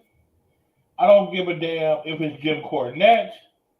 I don't give a damn if it was my guy, Paul Heyman. They would not have anything on that stage to get them into some bullshit because they want their hands clean. They would have waited until they jumped them and then said, you know what I really feel about you? That you want to turn us down? This is how I really feel about you. They could have did some vignette to where he's giving Takashita a frame of a picture, but nobody knows what it is. But when they jump him, they bring it to the ring, and then they unveil it with his head in his hand. It could have been done so much better, and they blew it. All of this stuff, they blew it. The only one, the only two matches. Well, we'll get into that, but I just feel like I've been shitted on. It's not one of those things you pay $100 an hour for. I mean, I feel like I've been really taken advantage of. Because there's no build-up for these matches, and I'm not excited to see this shit. Rob, go ahead. Tell me if I'm crazy or if I'm getting old, because I'm starting to think to myself, what am I missing with 86,000 or 80,000 people buying a ticket to this shit? But I'm sitting up here today, and I'm not getting any pleasure out of it. Well, first of all, you're not crazy. I mean, I understand how frustrated you are because I was frustrated too. They should have announced a card a month ago. Yes.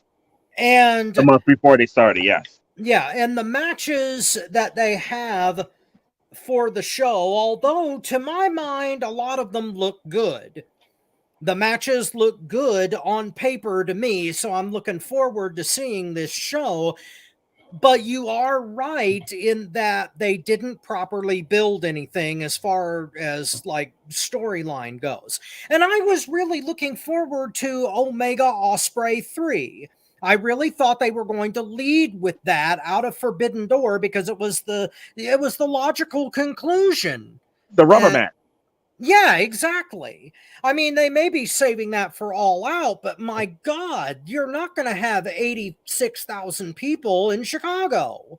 You got And it that's not a here. match you booked, and that's not a match you announced 7 days prior, Right. or 3 days right. prior, or 4 days prior. And I mean, I'm not disappointed in what we're going to get. I mean, I understand why Bobby is, but he is not wrong in that they should have built this show a hell of a lot better than they did. That really didn't make any difference with the ticket sales, and you know, we got differences of opinion on why that happened, but suffice it to say that as much as I am looking forward to this show, I would have looked forward to it a whole lot more if they had built to it for the last month and a half and they filled this son of a bitch with dream matches. That's what we should have gotten instead of the continuation of certain stuff that they haven't really built to. Yeah, but we're can I ask you a question? Yeah. Since you said that, I want to ask you a question. I don't want to take too much time from the. I do want to take some time from it. So, would you agree with me when I say, and I said this to Tony earlier? You have certain shows to where the crowd in the arena deserves a certain level of match. Mm-hmm. You can't have any old simple match there. You have to have a certain caliber of match to match the crowd and match the arena that you're in. Yeah. Am I wrong in that, or am I right? You're absolutely right. Yes. Okay. If you're going to have a show that is as big as WrestleMania 3 crowd-wise, then you need a Hulk Andre, you need a Savage Steamboat, you need something to justify that. Do you think that AEW has delivered that? Because you are the AEW protagonist. You love AEW. I like it. I can't say I love it. I like it. But, you know, do you think AEW has delivered when it comes to having those type of matches to fit this type of crowd in this type of setting?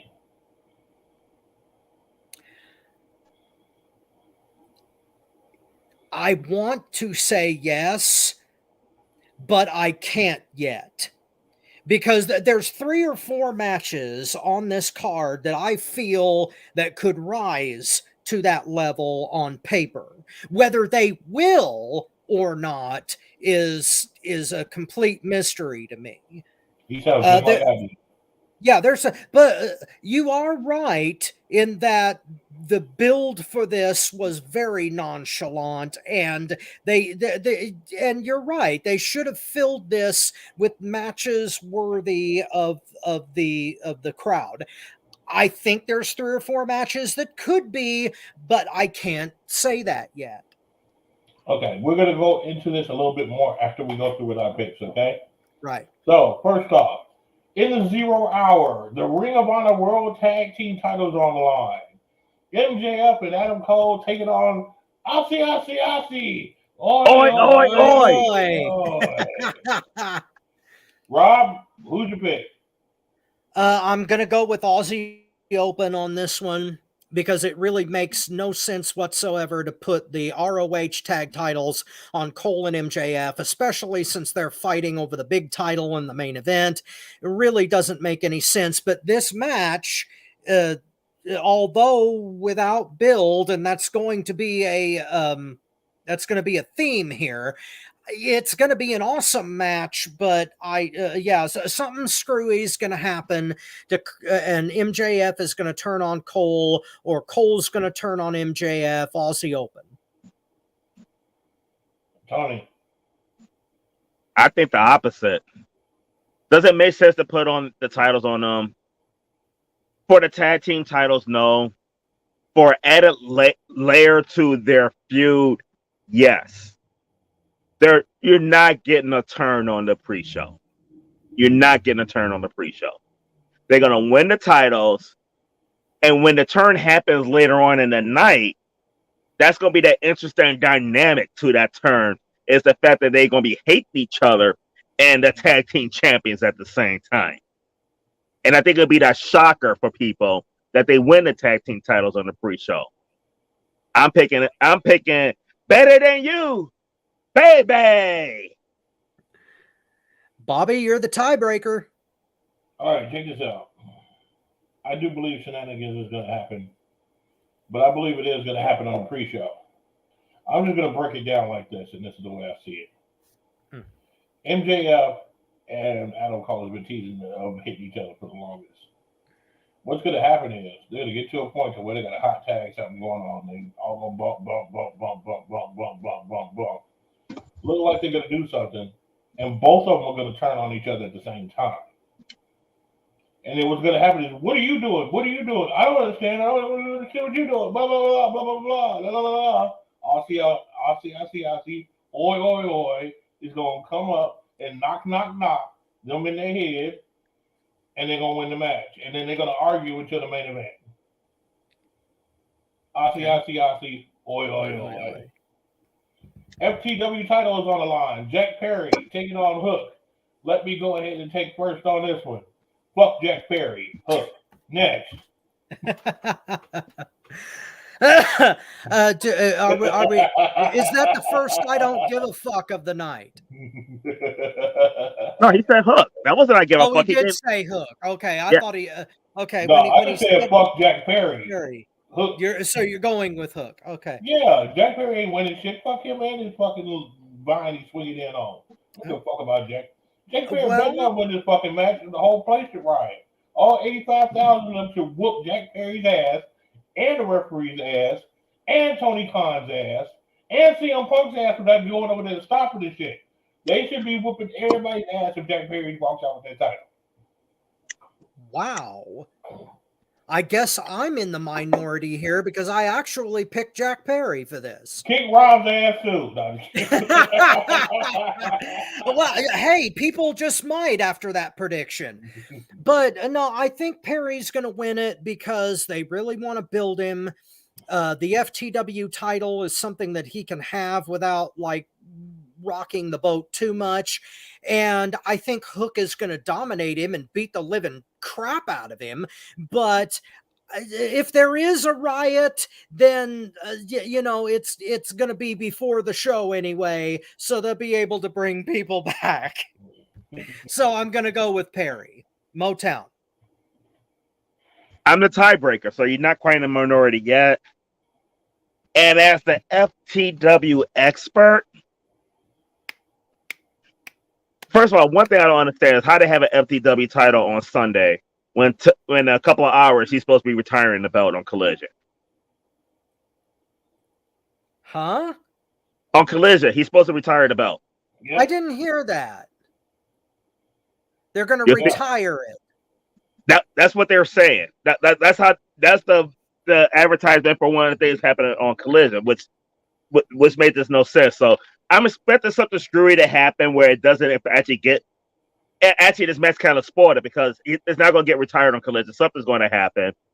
But as an FTW champion to another FTW champion,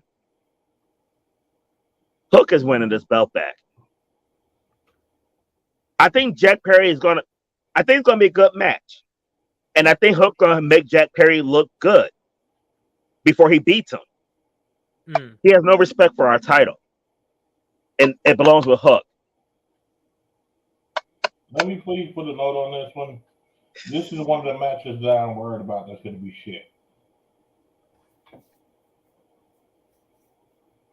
Just to let everybody know, I'm worried this match is going to be shit. Well, you know, since it's an unsanctioned title anyway, Perry may just like introduce a new strap. No, he can't. He can't? No. You know why? There's only one FTW title. No, actually, it's two. Fuck that shit.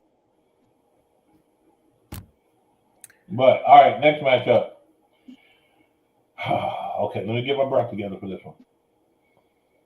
Eddie Kingston, Orange Cassidy, Best Friend, Chuck Taylor, and Trent Beretta, and Penta El Zeta Mania takes on the Blackpool Combat Club. This is John Moxley, Claudio Castagnoli, and Will Osprey, and the returning LAX, Santana and Ortiz in a Stadium Stampede match.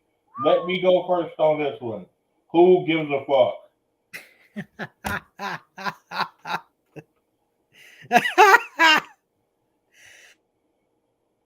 I mean, plain and simple, who gives a fuck? I don't give a shit about. I'm glad to see Santana and Ortiz back. Let me go ahead and say that right off top. I am impressed with Orange Cassidy. I will give him his props when it's due, but this ain't the match to do it in. Best Friends, I don't give a fuck. Chuck Taylor needs to go back to making shoes. Trent Beretta needs to go back to the NRA and make guns. Oh, good Lord. Eddie Kingston, fuck you. Fuck your mouth. Fuck you from being New York. Fuck you thinking you hard. Fuck you thinking you anything in the professional wrestling business but a kiss ass. You are a fake ass motherfucker that acts hard on the mic but is a kiss ass in the back room. Fuck you, Eddie Kingston. You can suck my... Okay, we're going to leave that right there. Holy wow. Willie Uter, I love this dude. I like him. Claudio, I like him. Why the fuck are you with John Moxley? Because he didn't want to be a best friend. I guess so. And Penta, God's honest truth. Penta and LAX, I love to death. But this match is who gives a fuck because none of this shit makes sense. Not a good build up. Not nothing like that. Nothing even interests me in this fucking match. I just hope that the guys that I like come out of this with no fucking injuries so they can keep wrestling. And the rest of the motherfuckers that I don't like, you can get injured all you want to and leave. I don't give a shit. So. Okay, so that is the first official don't give a fuck rating for this. Okay. All right. Well, I'll go next. I'm picking Team Eddie for this one because I think that the Blackpool Combat Club's time has come. They need to split the group up because their leader is long since gone. And since Danielson's not involved with it, I really don't think there's any point in Moxley needs to start doing his own thing. Claudio and Yuta need to start doing their own thing. Bobby is unoptimistic about this match, probably because he doesn't like half the people in it, but it's a scramble match again. So, you know, that is what it is. But if they go absolutely hog-ass wild with it, it might turn into something. But if it's just another scramble match, I don't care. But I'm picking Team Eddie Kingston. This is a match I don't care about, too. To me, when they announce this match, it's the typical every night, every pay-per-view. Like, they always like to throw these stadium stampedes. Who gives a fuck? Big team cluster fucks on the pay-per-views. I'm really sick of them. And there was no build to this at all. If you were about that Santana Ortiz like about a month ago, after this match was announced and built it for the last month, I'd probably be more invested into this.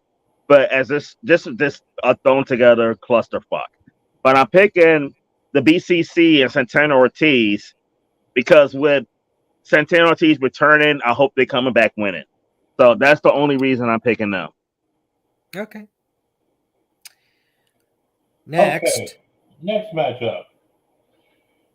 The one, the only Chris Jericho versus Will Osprey. Let me go first again. Guess what I got to say about this one?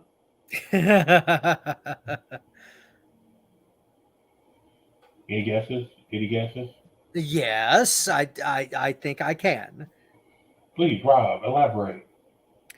F Chris Jericho, F what he stands for, and F Don Callis for even being involved with it, and you don't give a fuck.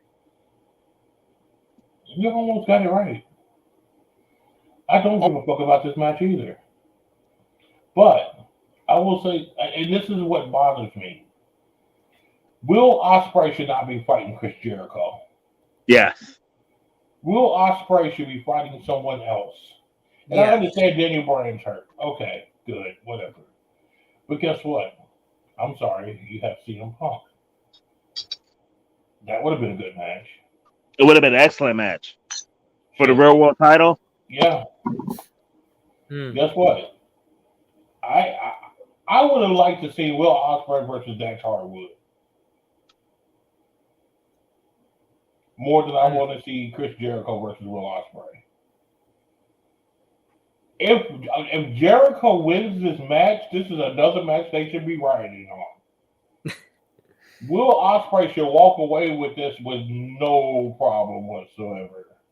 It shouldn't even last 30 seconds. It's like these Jade Cargill matches that I look at. Jade should have put the boot on him, laid him out in 30 seconds. This is what Will Osprey should do. Will Osprey is too fast. He's going to give Chris Jericho a heart attack in that ring. Will Osprey is going to move so fast, it's going to look like the Flash versus the Hulk. I mean, this is not a matchup that should even be considered. It should have been Chris Jericho's mentor, somebody he's mentoring, taking on Will Osprey. It should have never been. It should have been Sammy Guevara. Yeah, exactly. Yeah, exactly. It really should have been. You know, yeah, Osprey versus Guevara would be a fantastic match. And I don't know if they're building up to that.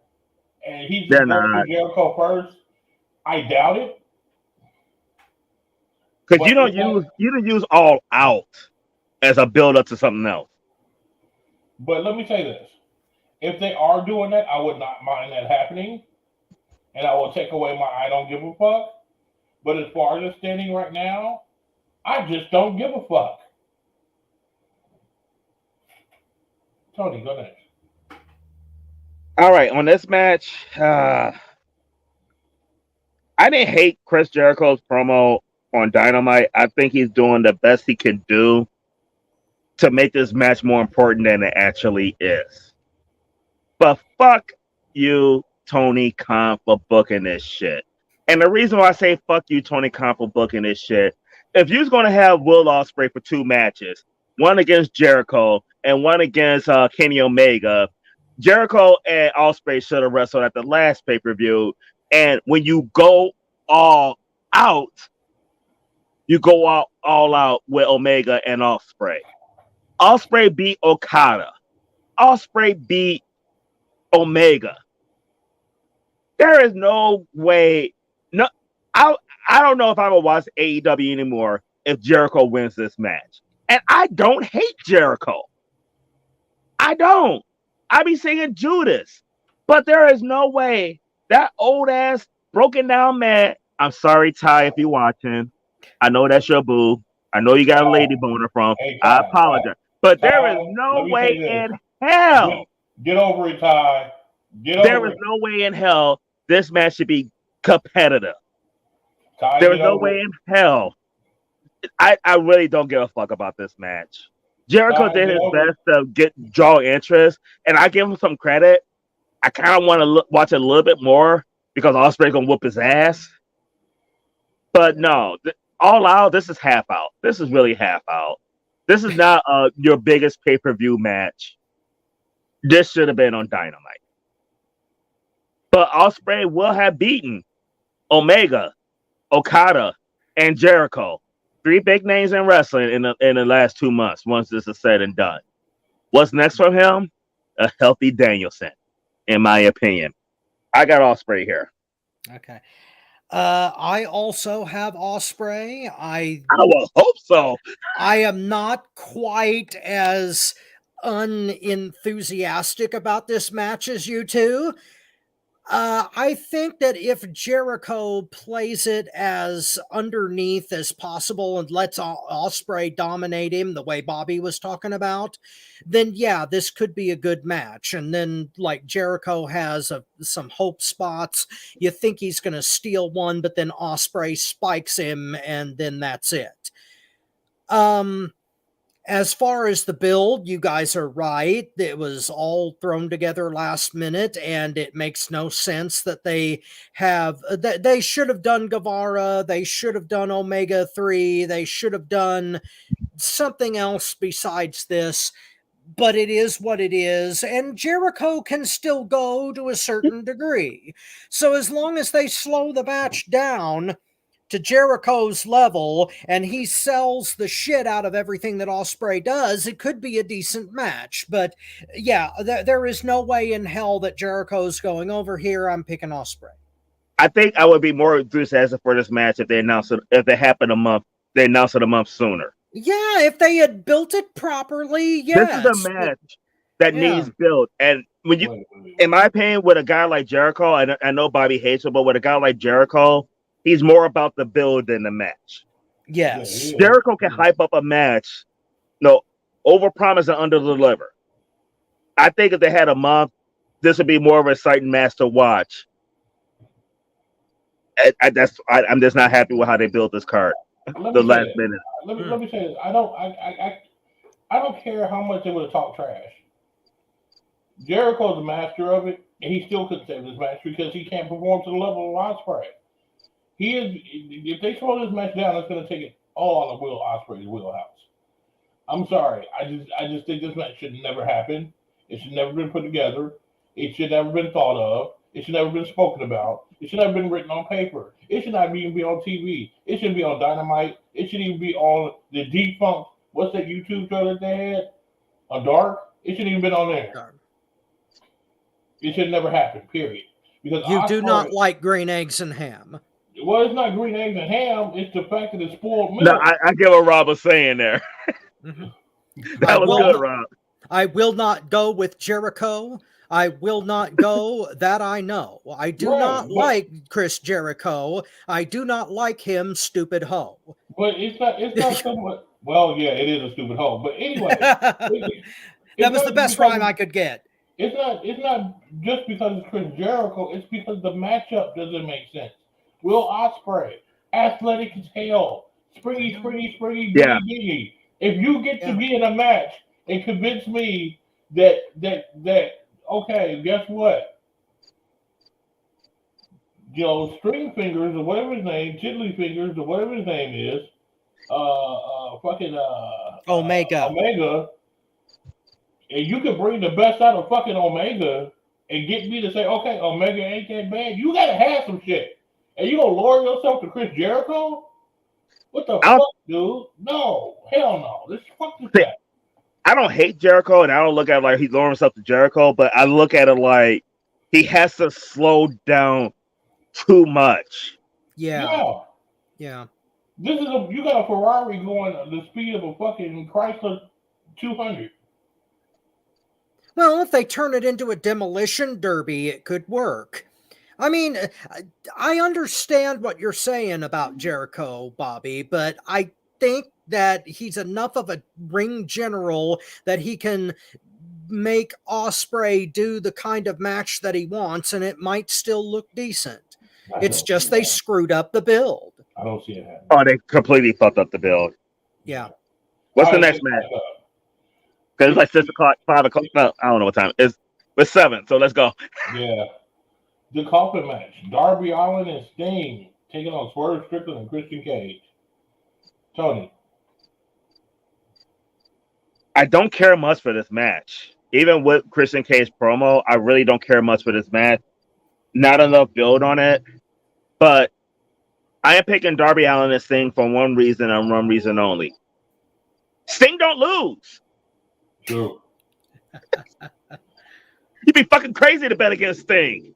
Oh, fuck, I think he's the only undefeated wrestler in AEW. He is. That's a fact. He is. No, well, they called losses on him on a couple of tag team matches. But No matter what you put him in, he don't lose. Yeah, he's not the one getting pinned. I know that. Well, I thought at first that this match was just going to be Sting versus Christian. And that would have been so much better, Rob. It would have, especially not without the coffin shit. We already saw that and with Jack Perry. And the other thing, too, is a while ago, they said that was building towards Sting versus Chris Jericho. Yeah, exactly. And so, then yeah, they didn't flush that down the toilet with no rhyme or reason. I don't know, man. I really don't understand why they did it like that. I'm sorry, but go ahead. No, I'm picking Darby and Sting, not because Sting don't lose, which he doesn't yet. He don't lose. He don't lose. But I'm picking that because the Christian and Strickland doesn't really work as a team. I don't understand their association. I don't think it's going to be long term. And I think they are building a TNT title match for Darby versus Luchasaurus. I think that's the direction they're going. So it's only logical that Darby and Sting get the win here.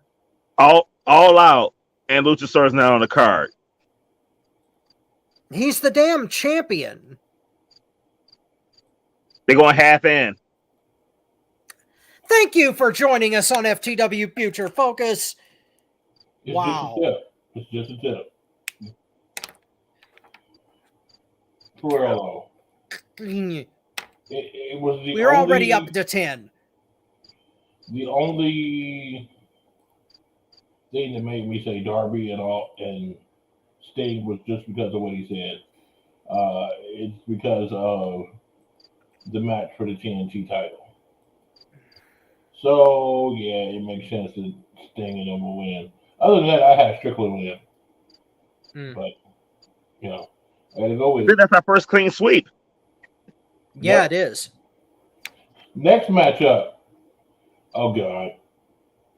Oh. Okay, where's my puke bucket? Hold on.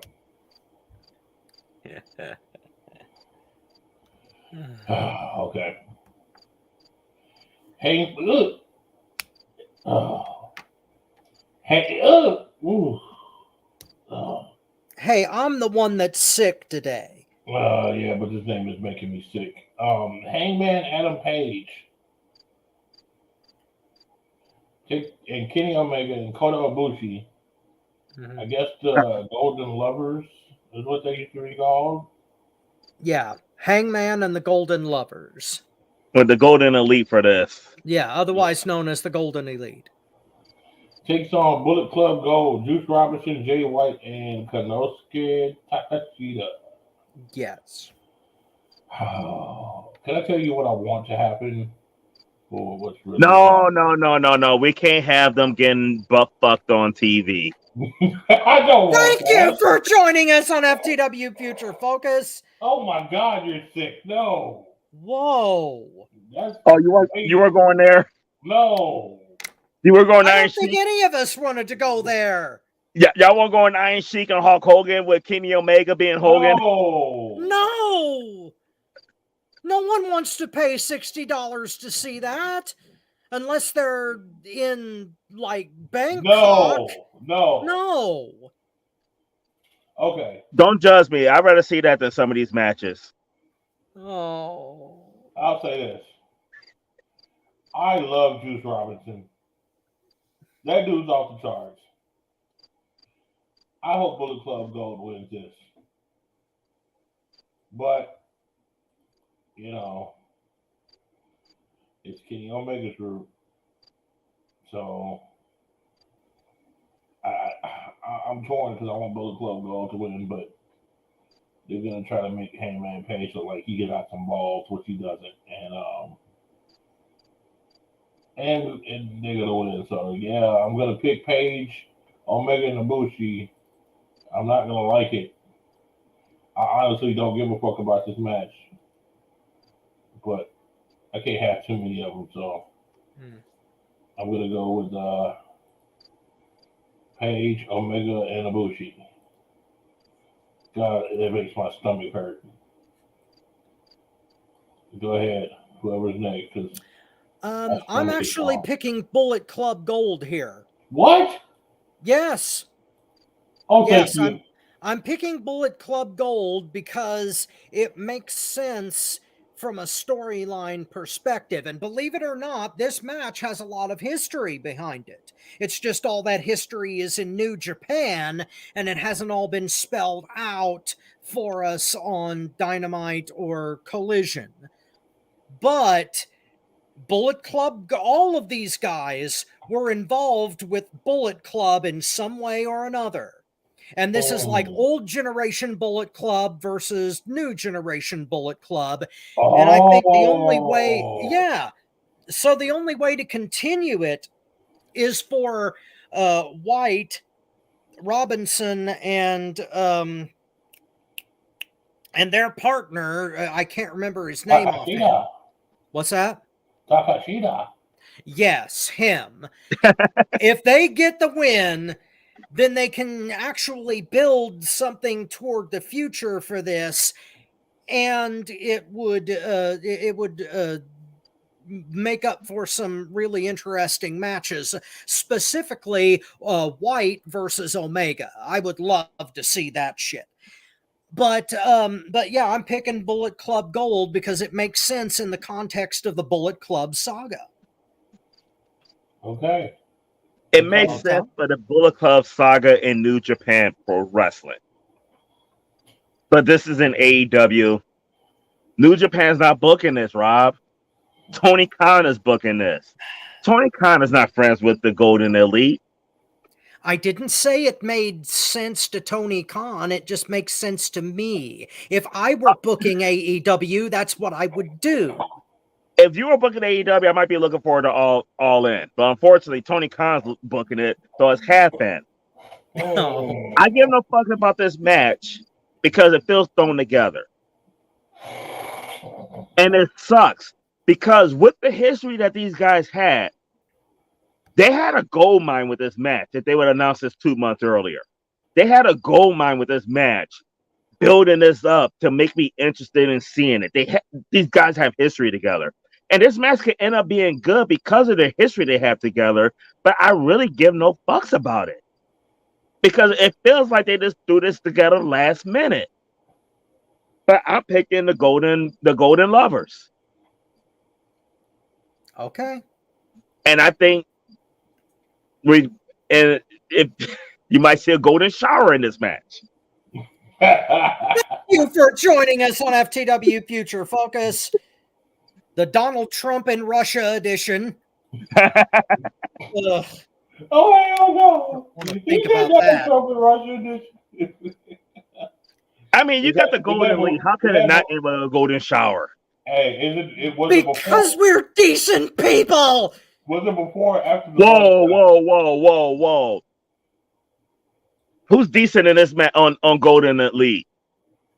No, you and I and Bobby are decent people. We don't piss on the people we love. I just want to know, was it before or after the mugshot? That's all I want to know. Thank you for joining us on FTW Future Focus. Oh, dear Lord. Oh, you never know. It might have been during the way his face was looking. I mean, man. Thank you for joining us on FTW Future Focus. Rob, Rob, did you see the mugshot? Yes. Everybody in the world saw with the that. look on his face. Would you be surprised if you found out he had a dick in his ass and he took the picture? Thank you for joining us on FTW Future Focus. That's and it wouldn't be the first. And it wouldn't be the first one in there, Rob. Wait. I Check don't this out. want to Check think this about out. that shit. Check this out. When You I think heard- you about heard- butt you heard love, the if at officer all, say- I don't think about Donald Trump. Hey, you heard the officer say to Donald Trump, hey, you fucked America. Now we fucked you right back. Oh. Next match, for the love of God. Yeah, what is the next match? For the real world title, CM Punk, the real world title champion, taking on Samoa Joe. Can I go first on this? Yes, please. And the reason I'm going to go first on this because you guys are going to love this match more than me. Yes. This is my disappointment with this match. Yes. This is All Out. Yes. If you're booking an All Out show and you're booking CM Punk and Samoa Joe All Out, if you put time into think about how you want to do this should have been the first time in years these two have wrestled. We just saw this match on Collision. Boy. And this is all out. This is one of the reasons why I say it's half out.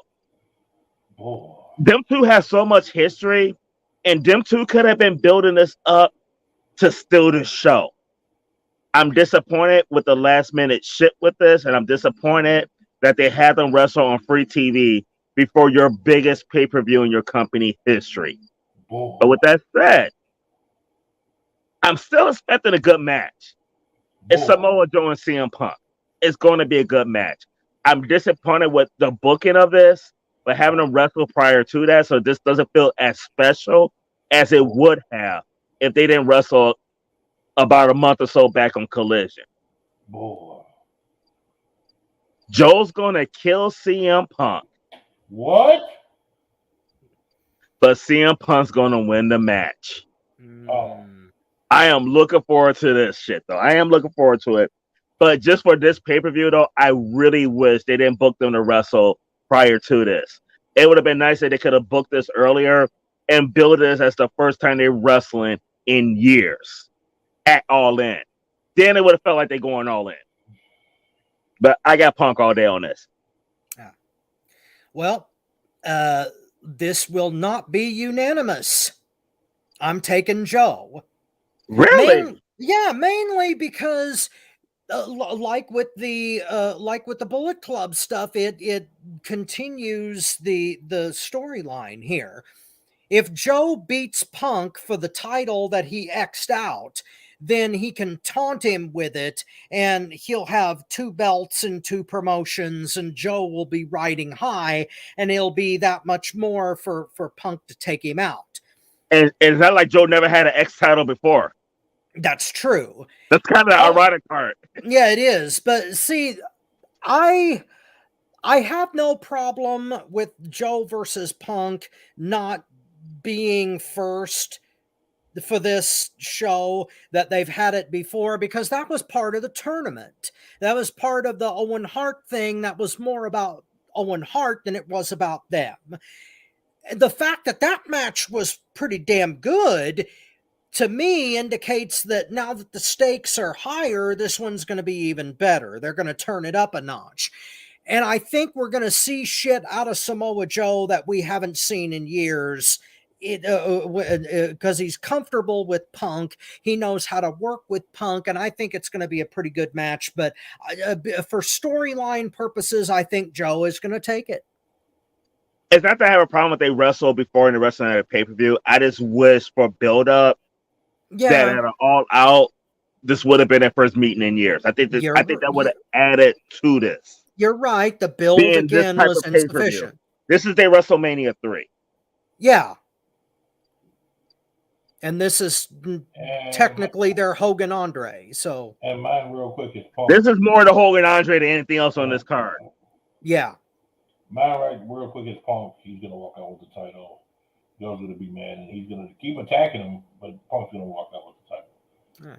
Next matchup, AEW World Trio titles. I hope you all understood that. It's the AEW World Trio titles. House of Black champions Malachi Black, Buddy Matthews, and Brody King takes on Billy Gunn and the Acclaimed, baby.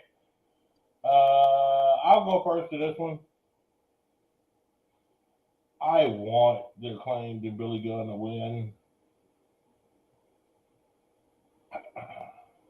I don't know what to think. This is a toss-up. This is a toss-up match right here.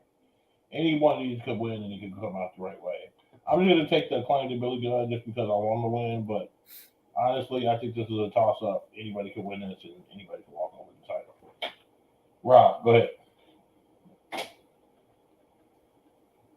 Beg your pardon there. I had to cough. I am actually going to pick House of Black for this one.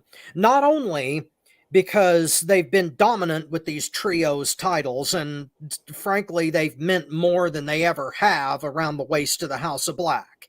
They've brought credibility to these belts that they didn't have before.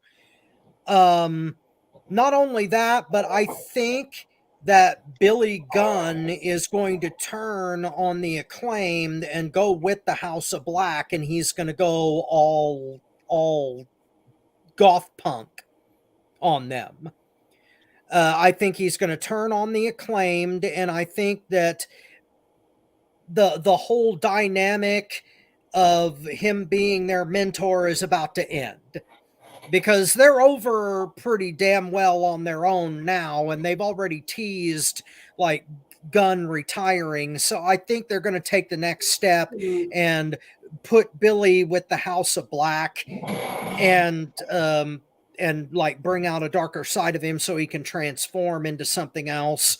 So yeah, House of Black on this one. Man, Rob, I don't know if they're gonna do that, but it fits the story, especially like when he took his boots off. It was after Aleister Black said something to him, and I'm not gonna lie to you too. When he returned, I honestly thought he was gonna turn on the Acclaim when he came back. Mm-hmm. I had that feeling. I really had that feeling that he's gonna turn on the Acclaim. What you said makes a lot of sense. And that's good, and that's excellent storytelling. Well, like you said, Tony Khan is booking. We'll see if he screws it up. Yep. I mean, with that being said, I am picking the Acclaim. Okay. Yeah. But as I'm picking the Acclaim, I hope you're right, Rob, because I think that would be more intriguing than the Acclaim winning. Because the way I see it going with Tony Khan booking, the Acclaim going to win the title. The only way I believe that they're going to win the title this time is the badass Billy Gunn returning. They're gonna hype that up. They're gonna finally get that win over the House of Black, and then turn around and lose it. Honestly, probably the following week in Chicago. That's how I see it going. So I'm picking the Acclaim, and I'm sticking to that. And I'm gonna add a little added caveat to what you said. What you said could happen at All Out in Chicago. Okay. I love your idea. I would have to agree with that. I absolutely love your idea. I love it. But Chicago should be the rubber match when that happens. True. I agree. Okay. And I would feel better about that show. Because we talk about this. Yeah, they haven't even announced. I think the only match they have announced for All Out is Hobbs versus. I've already forgotten. I don't remember who Hobbs wrestling. I just know Hobbs got a match at All Out. Yeah. Oh, Hobbs and Miro. Yeah. Yeah, Hobbs and Miro. Which should be a good match. It looks good on paper. Yeah. It looks better than some of the matches here. Yeah. What's our next match? What's our next match for half in? Half of the AEW Women's World Title. Oh, I'm gonna have fun with this one. Hikaru Shida, the champion. Cornflakes. Tony Storm. Raisin Bread. Soraya. And Dr. Britt Baker. DMD. So, let me go ahead and give my prediction real quick. IDGAF! Exclamation point. Who gives a shit? This match is going to be... I'm sorry. I don't care. This match makes no sense. Fuck Tony Storm. Fuck a cornflakes. Fuck Dr. Britt Baker. Fuck a dental hygienist shit. Fuck Soraya, which everybody has. Hikaru Shida, yeah, she's cool, but fuck her too. Oh. I'm sorry, this is another I don't give a fuck moment here for the FTW Network Maximize. Does that make 3 that you've done? Yeah, have to. Yeah. Well, I'm gonna go next on this because I want Rob to take it last on there because for our AEW fans, I like for it to end on a positive note. We have one women's match at All In, and this is part of the reason why I say this is half in. This is the best you could do. Fuck them. This is it. Fuck really? Them. Fuck them. You can have Hikaru Shida take on one of these women. Don't matter which one. There's one of these women, and the fact it's not a fatal four-way make it a little bit more interesting. But it sucks that this is the best you could do. Why the fuck? I don't give any fuss about this match. You read my brain. But I'm picking Dr. Britt Baker, DMD. The reason is Paige is not believable as a viable champion anymore. Soraya, she's not. She's a shell of herself. We had 2 runs with Tony Storm. The second was better than the first, but that just meant that we had garbage instead of horse shit. And Hikaru Shida, I'm just not feeling on this run. Britt Baker at least had a legitimate run when she had the title and felt a little bit more believable. But this is the best we got for a women's match. This is it. You know what I wish would have happened? You know what I wish would have happened with this match? I wish that they had like a Money in the Bank thing, and somebody cashed in on their ass. And Big Cargill had it, and we're coming to cash in on all their ass. Oh, Rob. Or Mercedes Monet. Yeah, she could show up still. But she ain't I would love for that to happen because this is the best they have, and I'm looking at the healthy women they have left. This was the best they could do. This is sad. I'm not looking forward to this at all. I feel like Marcus. Let me jump in and try to be sunshine and lollipops. That's why I say you got to go last, Rob. We can't have like shit, sun, shit. We're going to go shit, sun. Okay. I actually am picking Britt Baker to win this because she's been out of the spotlight too long.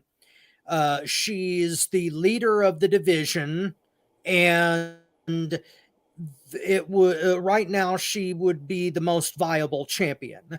I love Shida as champion, but the position they've put her in makes her a transition.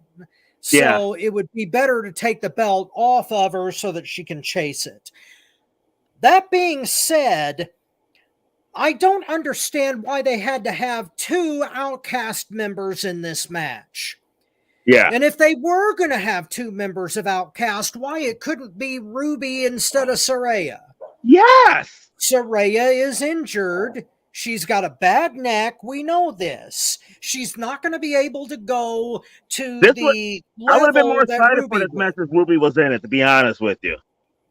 What they should have done was to either have a one-on-one match, Shida versus one of these ladies, or they should have had a 3-way dance with Shida, Baker, and a mystery opponent. And that mystery opponent would have been Mercedes Monet.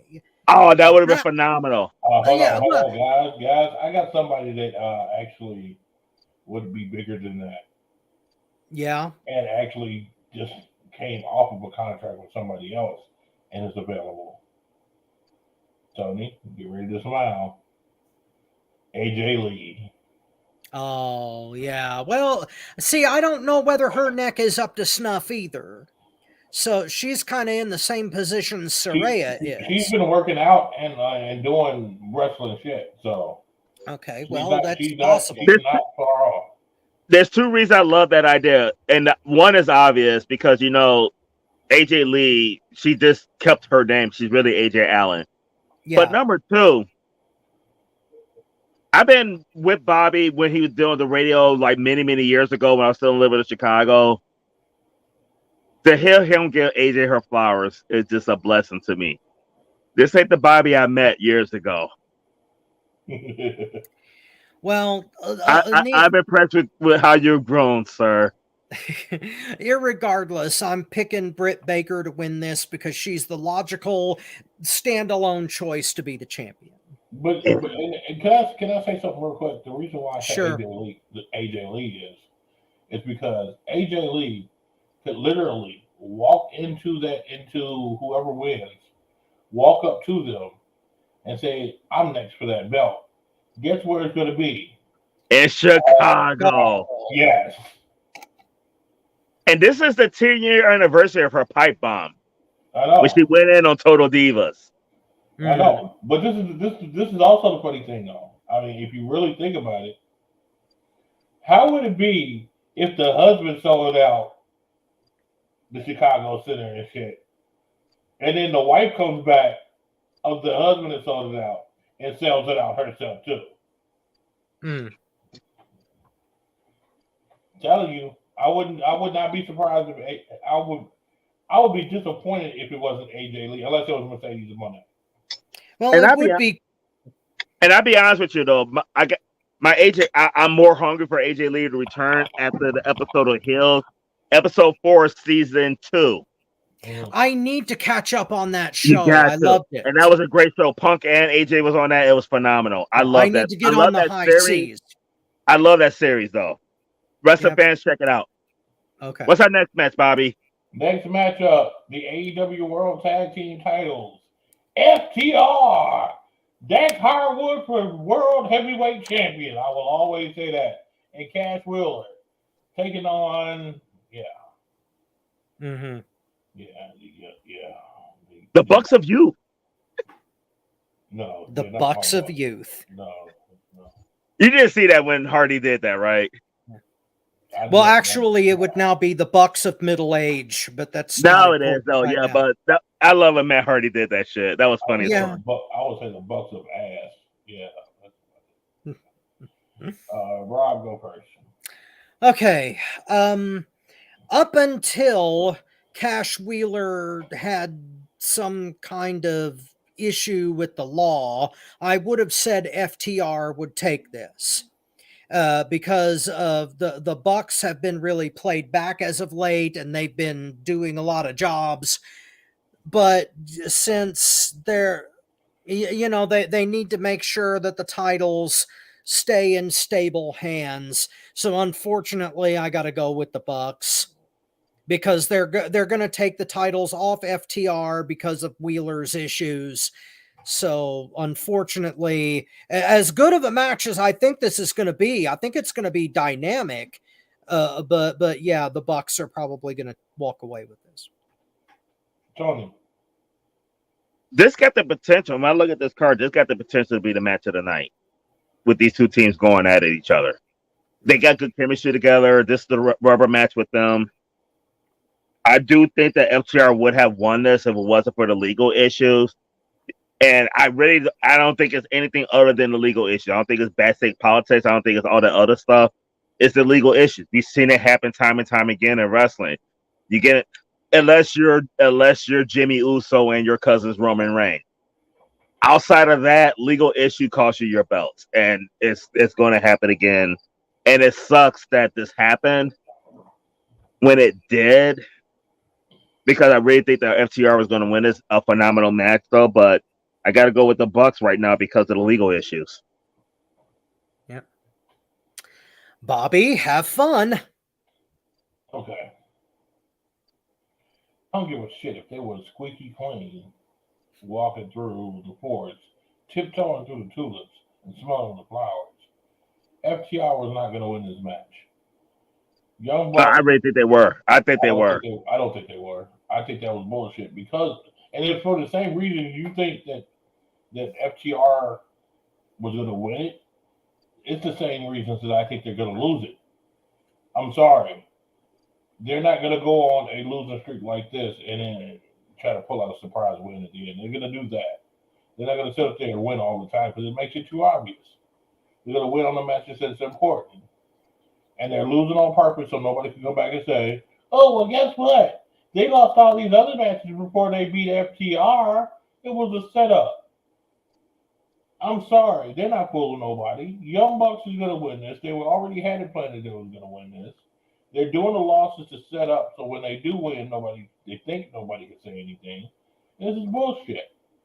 I'm sorry. Fuck the Young Bucks. The Bucks had Dex arrested.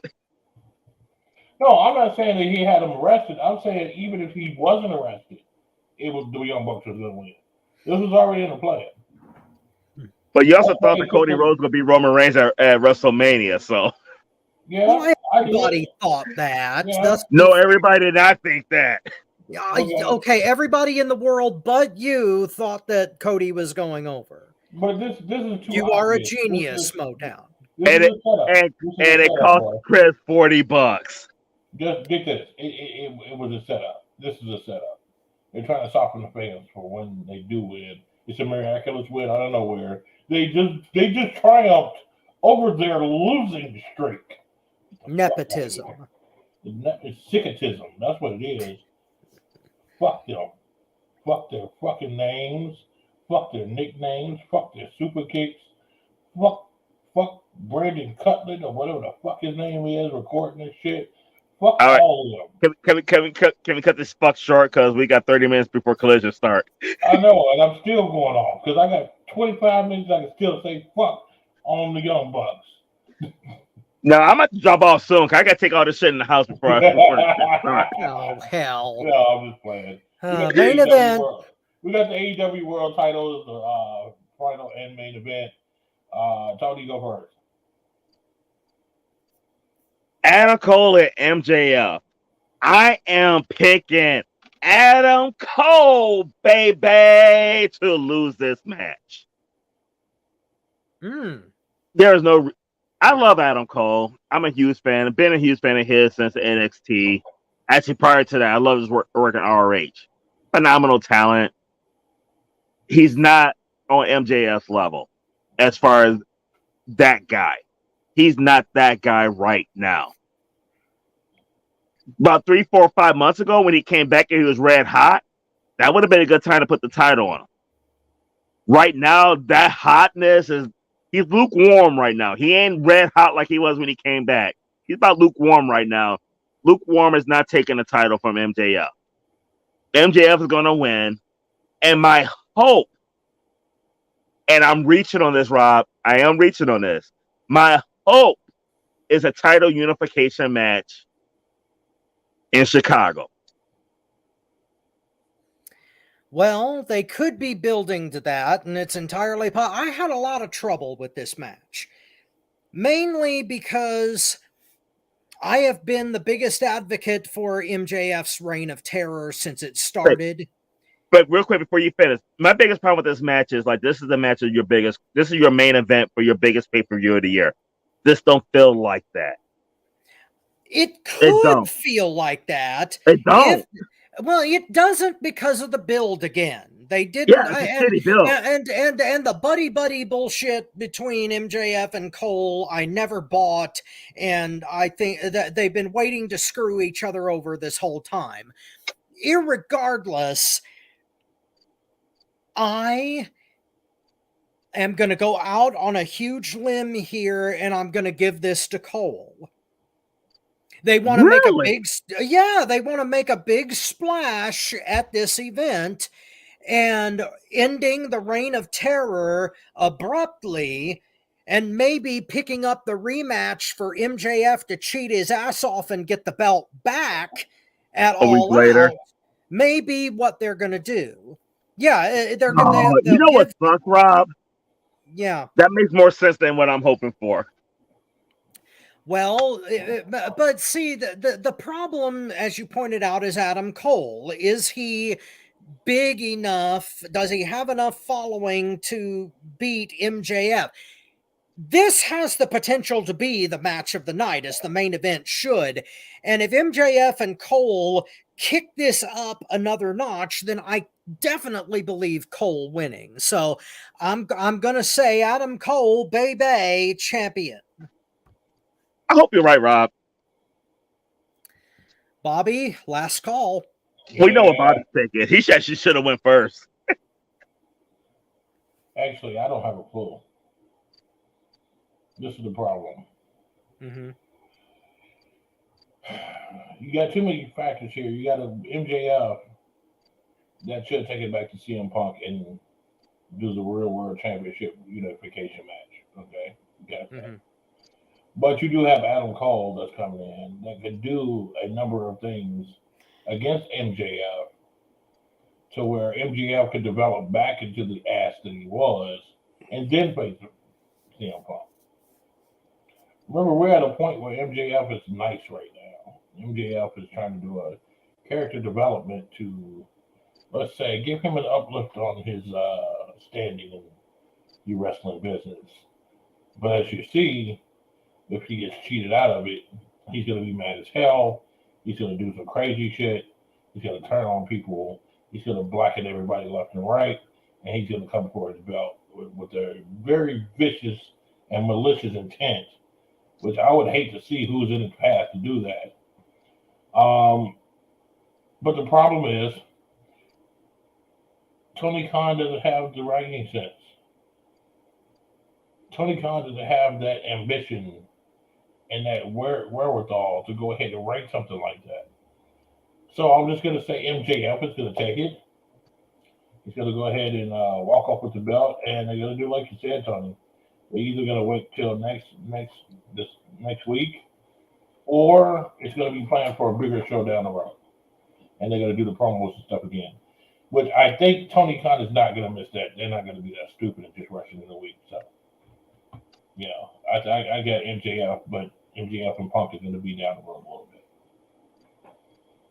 It's kind of cool because we had 11 matches and we only had one unanimous pick. Yeah, that's true. That's kind of cool. Mm. I give Tony Khan credit for that because that means this is not predict all out or half out.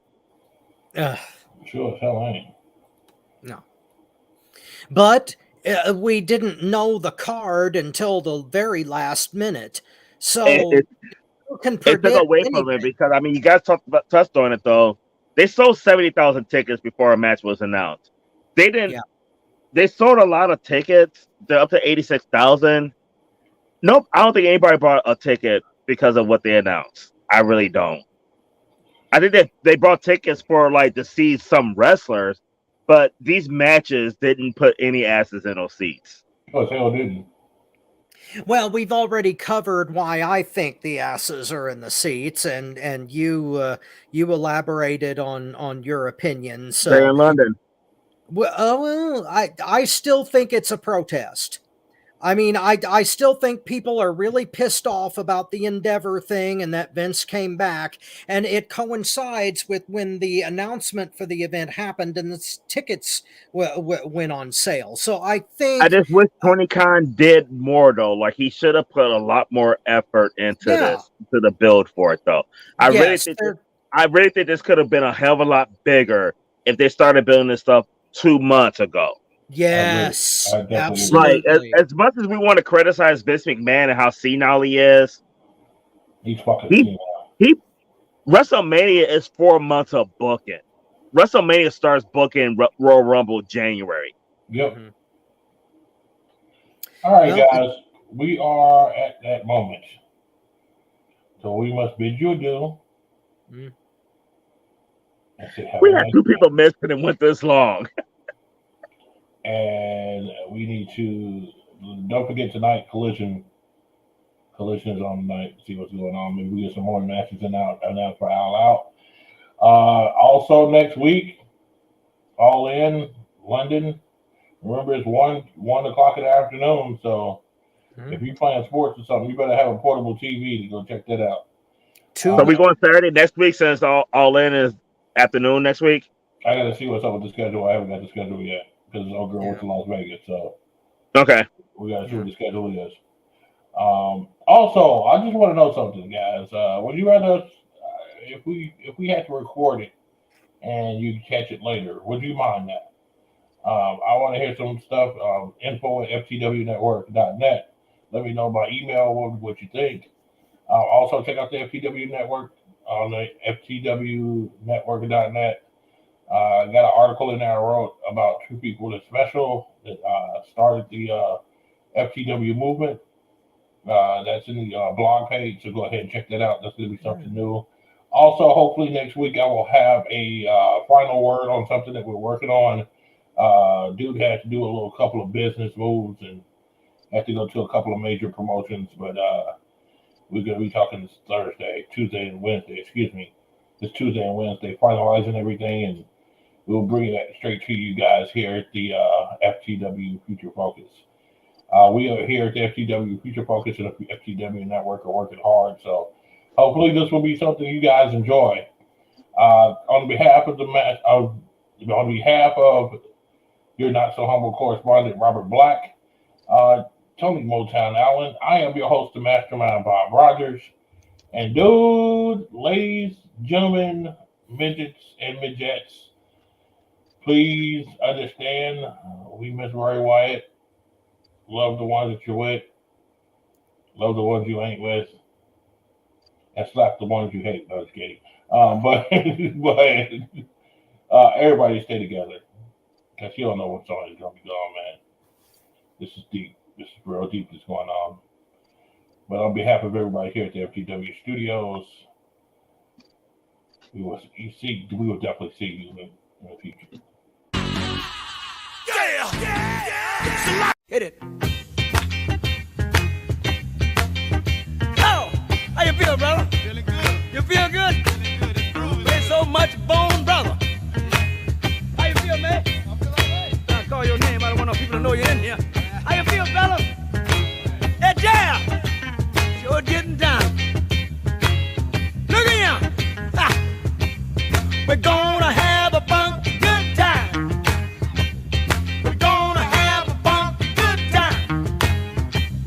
We're gonna have a funky good time. We're gonna have a funky good time. Let's take 'em up, Fred. We gotta take you high. Yeah. Ow. All right. You wanna do it again? Huh? Yeah, let's do one more time. We gotta take